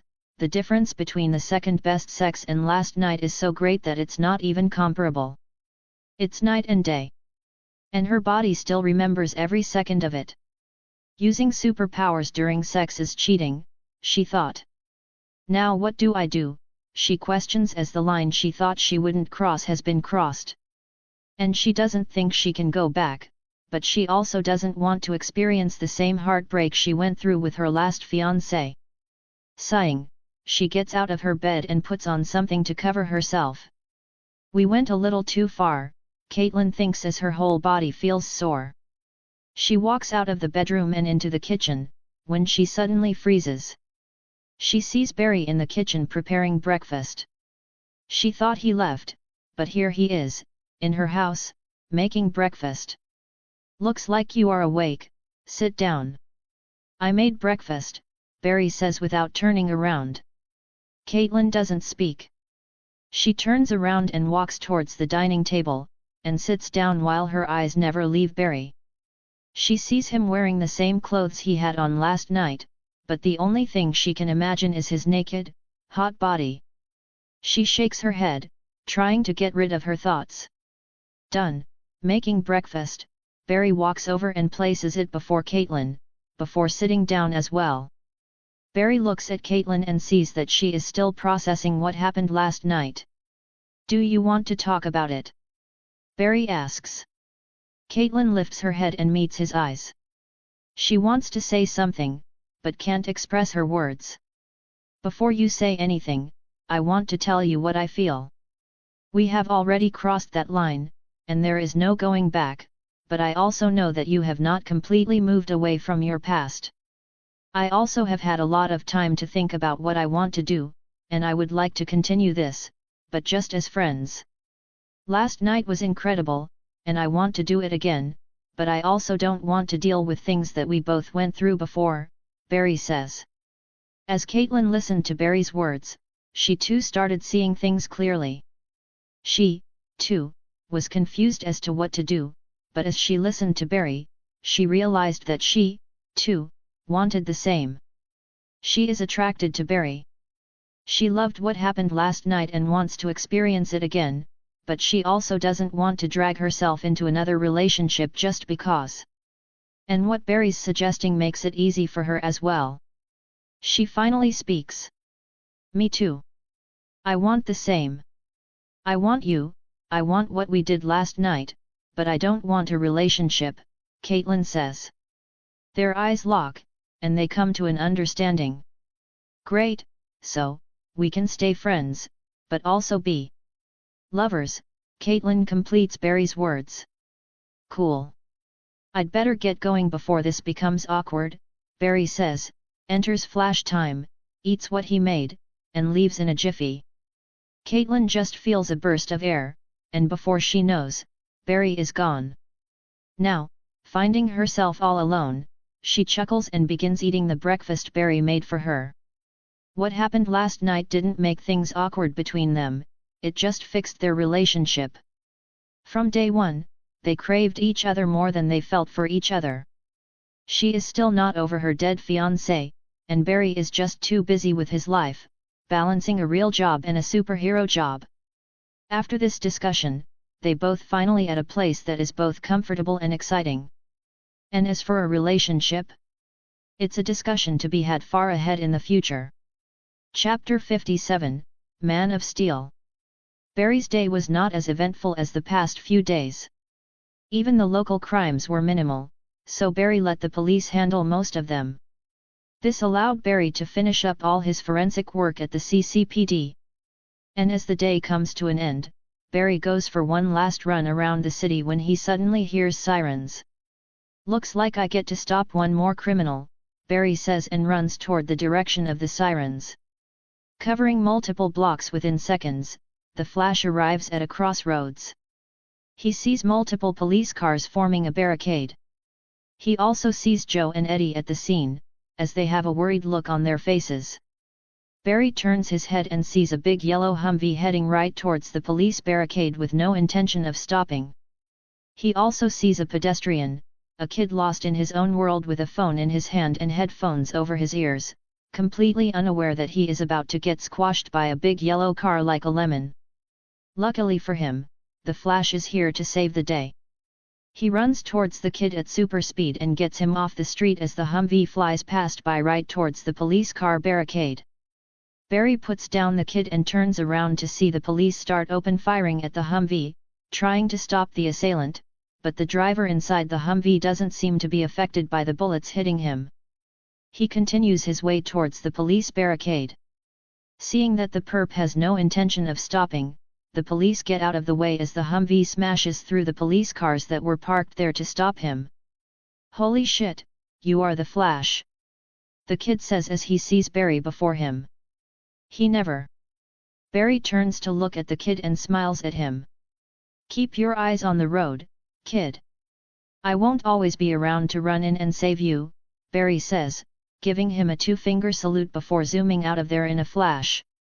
The kid gets hit by a blast of wind on his astonished face. He can't wait to go to school tomorrow and tell his friends that he saw the Flash in person. ___________. Barry runs behind the Humvee and quickly catches up to it. No matter how fast this car is going, it cannot outrun the Flash. He runs around the Humvee to check who is driving and sees a big, muscular dude with a mean face behind the steering wheel, and he seems to be having a little joyride in this Humvee with the expression on his face. Barry can't let this continue any longer, he needs to stop this Humvee before the guy decides to drive it through someone else. Going through some ideas, the quickest way to stop this car would be to just run right into it with super speed and force it to a halt, but that would destroy the car and also fling the guy out through the windshield with extreme force. So Barry finds a better option. He runs around the car and removes its left back wheel from its axle before stopping a few hundred meters away. Without a back wheel to support the heavy body of the car loses its grip and begins to skid as it throws sparks behind it. The Humvee is soon forced to stop. The guy inside the Humvee growls with anger and looks at Barry, who stands before him in a red suit. "Come out, big guy." "The joyride's over," Barry says with his hands on his hips, doing the classic standing superhero pose. Barry can see that he has hit a nerve. "Sure," the guy says as he rips the Humvee's door off its hinges and gets out with it. "Ah, a meta-human," Barry says to himself, but as he looks at the man standing before him, something feels off. Not because the guy is a meta-human, but because he is giving Barry a sense of familiarity. "I never recall meeting this guy." Barry thinks as he tries to scratch his hunch. Having multiple memories is a bitch, especially if the two memories that matter is just a tiny fraction of what Barry has lived through. Combined, the memories that should matter only about 50 years, the rest of his very long life was spent trapped inside the Speed Force. The only way for him to jog a memory of his past is to enter the Speed Force and watch it happen. This has both its advantages and disadvantages. By storing his different memories in the Speed Force, he won't have to deal with a dual personality, but he will also have a hard time accessing memories of his past. Let's deal with that later. I should be focused on the guy in front of me right now, Barry thinks as he sees the big burly dude still stuck in motion as he is trying to throw the Humvee's door at him. Maybe I should speed this up a little, Barry thinks and lowers the influence of flash time, making the door move a little faster. Barry moves to the side and lets the door fly past him before getting impaled into a wall. "Woo, aren't you a strong big boy?" Barry says with a smile on his face. His tone clearly meant to make fun of the muscle head. Barry's words ticked off the man even more. So he rushes at Barry as the color of his skin changes and becomes shiny. Well, it would be more accurate to say that his skin transforms into a metallic substance. Barry sees the whole transformation happen in slow motion, which fascinates him. The fist gets close to Barry's face, but Barry moves his head again, dodging the punch with ease. The Man of Steel gets frustrated as Barry dodges his first punch, so he throws another punch at the Flash, which the Flash dodges with ease once again. The Man of Steel shouts in anger and starts throwing haymakers to catch the Flash with at least one, but to the Flash, all these punches are too slow to even graze him. After throwing so many punches with all his power behind them, the Man of Steel gasses himself out, but his eyes are burning with fury as he looks at the smug smile on the man with the scarlet suit. "Are you done?" Barry asks, bending down a little, treating the Man of Steel like a child. Sure, he is getting a little cocky, but after becoming a literal god that transcends space, time, and every dimension, how can a man that's just able to turn himself metallic be any threat to him? Plus the guy's a fucked up psycho who tried to run over a kid and purposefully drove through a police barricade without a single care. "I am going to kill you!" He shouts and lunges forward at Barry, but as everyone would expect, the dude's just not fast enough. He falls face first on the pavement as he grabs nothing. Suddenly, the man feels someone grabbing his leg. He turns his head and sees that the Flash is holding onto his leg. "Let me take you on a ride," Flash says with a smile. And in that brief moment, one can see fear in the Man of Steel's eyes. Chapter 58, Putting a Beating. Barry watches in slow motion as the Man of Steel launches his whole body at him.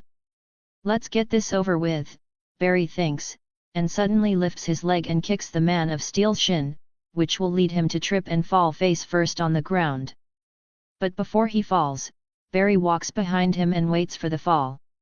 Ting! As soon as his massive body falls, it makes a loud ringing sound, which shows that not only has his body now become metallic in nature, but his biomass has also increased, which is the cause of his superhuman strength.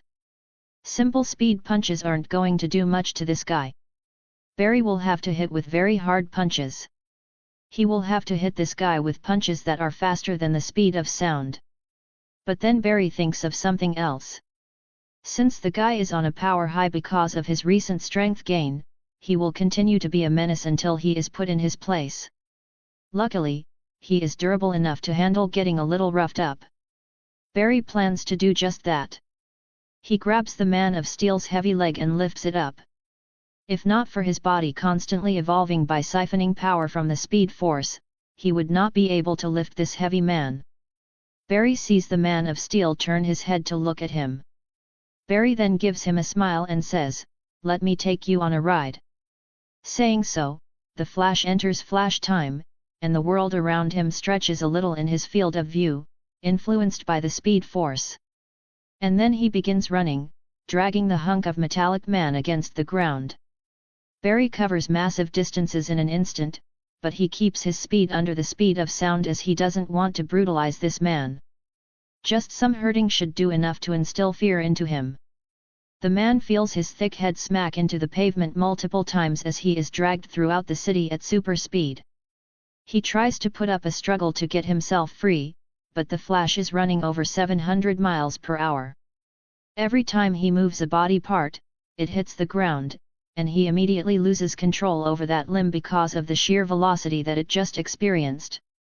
Though the man is made of metal, he is feeling every hard bump, and he is getting hot, very hot, as the friction created from his metallic body being dragged against the hard pavement is generating a lot of energy. After dragging the poor man across miles worth of distance, Barry brings him into one of the less populated areas of the city, near a warehouse, and tosses him up in the air.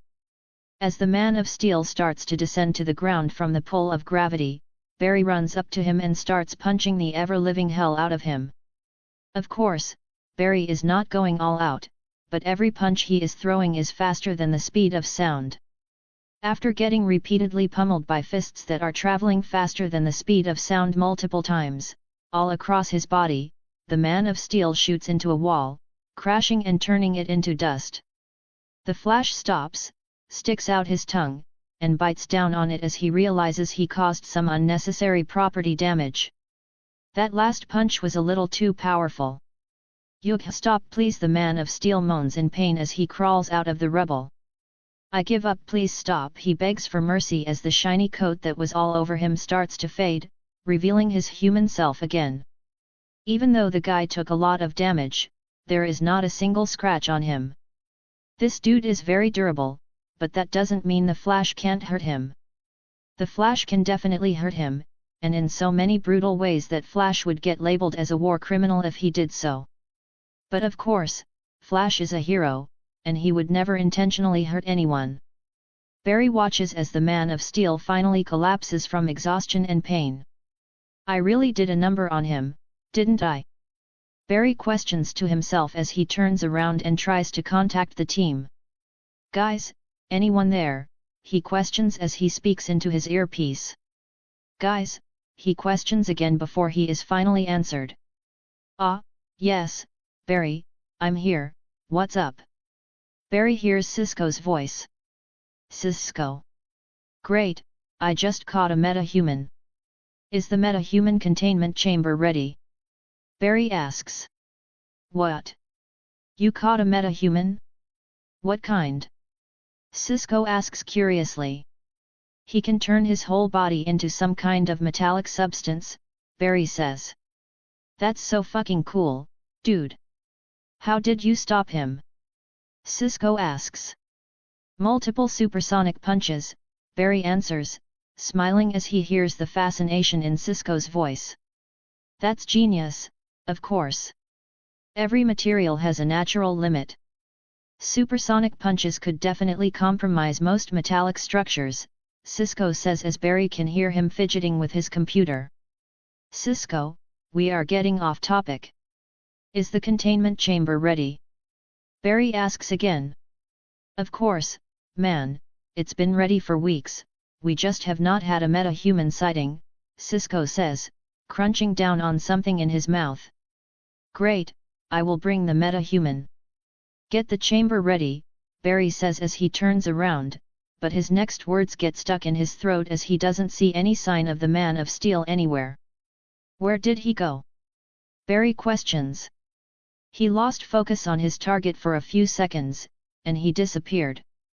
"N.A., no one's getting away from me," Barry says, entering flash time and doing a very quick, thorough patrol of the entire area, but there is still no sign of the man of steel. "Don't tell me he has super speed as well?" Barry questions, scratching his head, when he finally notices something. An open manhole.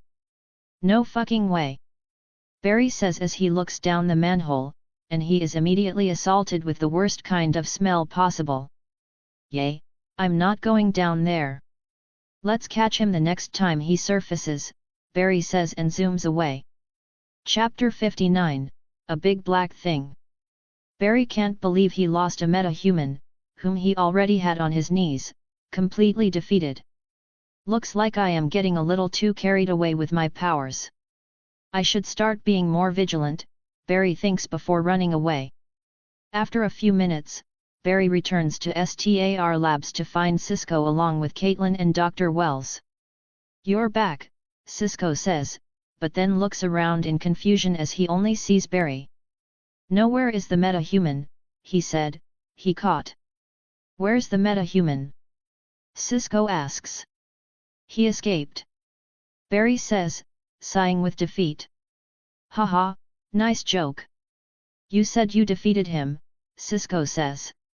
"I did, but when I turned my back to talk to you, the guy escaped by jumping into a manhole. Before I knew it, he was gone," Barry says. "You're lying. How can someone get away from you?" Cisco asks. "Well, it's indeed embarrassing, but I got distracted while talking to you," Barry says. "Did you survey the surroundings?" "Maybe he took off somewhere else," Caitlin suggests. "No, I ran around the whole block multiple times. Checked every corner. He was nowhere to be found. I am sure he went down the manhole in the sewers." "What type of meta-human was it?" Dr. Wells asks. "This one could turn his body into some kind of metallic substance. It was hard to hit him unless I was hitting him beyond supersonic speed. Every single punch hurt like hell," Barry says. Luckily, his super healing immediately kicked in every time he punched the Man of Steel, saving him from having a broken hand. Barry might be immortal, but his body can still be destroyed. It is his soul that has become the other half of the Speed Force. His body is just a vessel for him to use. It will take some time before his body can become invulnerable." Cisco then pulls out a map of all the manholes and sewer entrances of the city on the screen, and Barry points out where the meta-human escaped into. For some reason, Dr. Wells seems pretty interested in this, but no one notices it. Something is going on inside that head of his. "Don't worry, we will get him next time," Caitlin says, trying to cheer up the team after losing a defeated meta-human.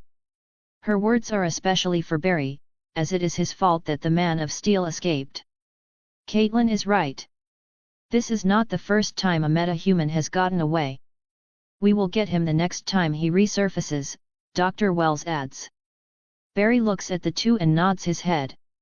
He is not going to make a big deal out of this because he is confident in taking down this Man of Steel again if he resurfaces, and the next time he does, Barry is not going to be as overconfident as before.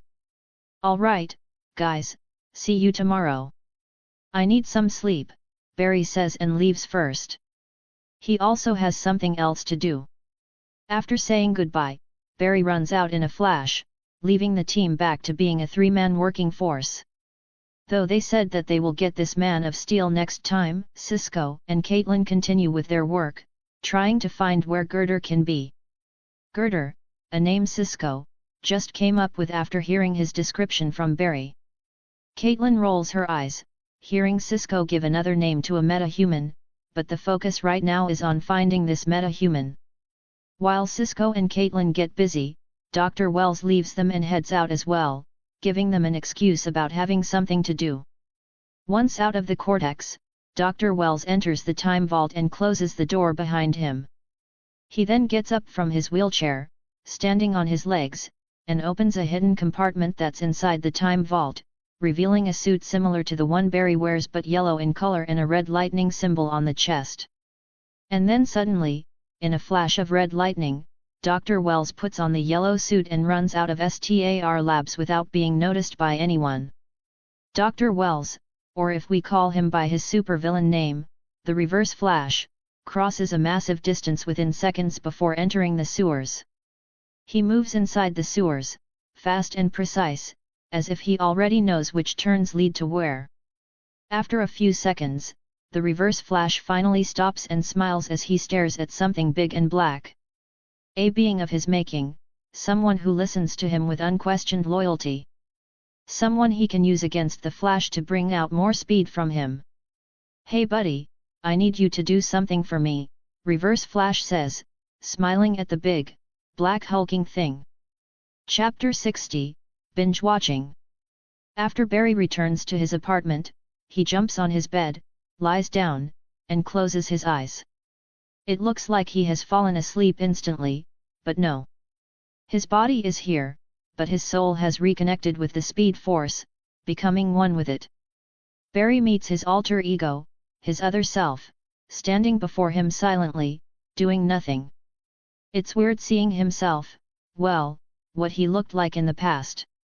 I am here to check a few of my memories, Barry says. I know, his alter ego, the speed force, answers. Barry opens his mouth to question how he knows, but then realizes that he is just talking to himself, so he shuts his mouth. It is still a weird feeling. He is the other half of the speed force, but his physical existence feels so different, as if the speed force and he are two completely different entities, but no, they are the same. The only reason Barry feels like this is because he is constrained within the 3 dimensions of space and 1 dimension of time in his physical body. He sees the world through a mortal's perspective, while his other self sees reality as it is. A being that transcends dimensions and lives outside of its influence. I think you no longer need me to guide us around ourselves, Barry's alter ego speaks. No, I don't. I have the grasp of it now, Barry says. Then this might be the last time you will see our past life's face, unless you summon it by your own will, the alter ego says. Yes, if I summon it by our own will, Barry confirms. The alter ego then turns into partials of lightning and merges with the lightning storm that is all around Barry. Barry then walks towards a door that appears before him. He pushes it open and walks in, finding himself inside his room. The one from his past life, the same one that is filled with comic books and action figures of superheroes. Barry then walks up to the couch and sits down, turning on the TV. A folder named Memory can be seen on the screen. Barry opens the folder and begins browsing through until he stops at the Flash TV show Memories. The world he thought he was in, but by now, he knows it's not the same world. Batman wasn't active in the Flash TV show world, but in his reality, he is still alive and kicking. He is also still young and has a Robin by his side. Barry doesn't know which Robin it is, but that shouldn't concern him right now. Barry shifts through the episodes when he finally sees the familiar face. The face of the man that Barry beat up tonight. Barry schemes through the show and finally realizes why he found the man familiar. He turned out to be his childhood bully. A chuckle escapes Barry as he realizes this. His current past self must have really hated this guy for him to get that familiar feeling. Well, that part of him no longer exists, and the man Barry is now is no longer intimidated or afraid of anyone. Now that he knew why he found the Man of Steel or Girder familiar, Barry thought of leaving, but then he changed his mind. He decides to binge-watch the Flash TV show to jog his memory. Barry then spends hours watching seasons 1 to 4 before his Flash TV show memories come to an end.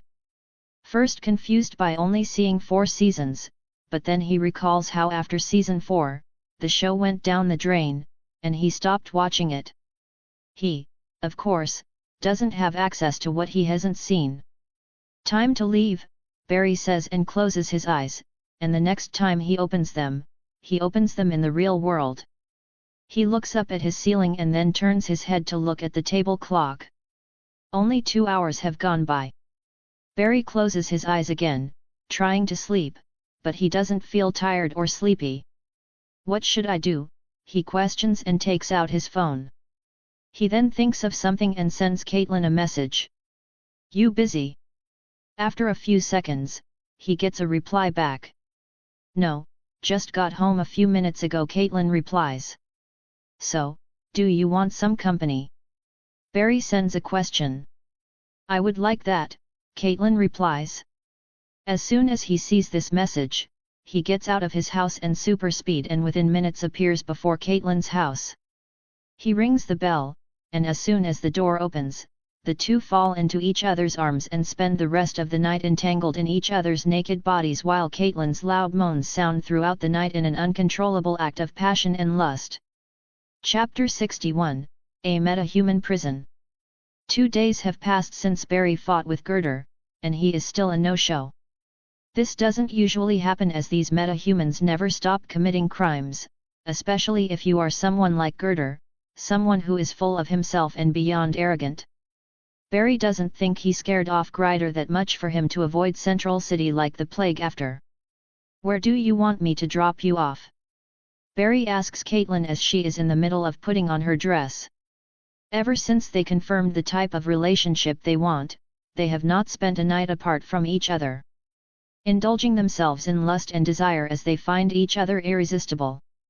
Especially so for Caitlin, as Barry's superpower has made it impossible for her to resist him. She is getting addicted to how he makes her feel. Home. I need to change into something different. I can't be wearing the same dress I wore yesterday, Caitlin says. Okay, Barry says and immediately puts on a new set of clothes, runs up to Caitlin, grabs her, takes her up in his arms, and then runs her all the way back to her apartment. Placing her down, Barry exits Flashpoint. Caitlin stumbles a little and finds herself before her apartment. Even though she has experienced this many times, she is still not used to it. Okay, I should leave now, Barry says. Meet you at the lab, Caitlin replies.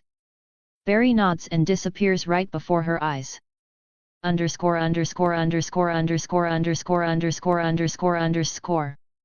Barry walks into CCPD right on time. With super speed, he is never late. As soon as he steps foot inside his lab, Eddie walks in. Do you have anything for me, Barry? He asks. Barry looks at Eddie and shakes his head with a sigh. Ever since that night, Eddie has been on the edge, trying to catch Girder. Now that everyone in the city knows that people like Flash exist, Eddie believes that the man driving the Humvee that night is also someone like Flash, as even though Eddie riddled his bullets into the driver, all of his bullets just bounced off him. After that day, Eddie and Barry have been running around investigating the perpetrator, Tony Woodward. Nothing new. The guy's nowhere to be found. Forensic results prove nothing, Barry says. I don't believe he will be gone for long. The next time he appears, I am making sure he gets caught, Eddie says and walks away, frustrated. Barry thinks the same. Girder won't be gone for long, and the next time he appears, he is going to make sure not to let go of him like before. After Eddie leaves, he gets to work, finishing reports of other cases, when he gets another visit, this time from Iris. Hey, Iris calls as she enters his office. Barry lifts his head and looks at her. Do you have anything for me? She asks. About what?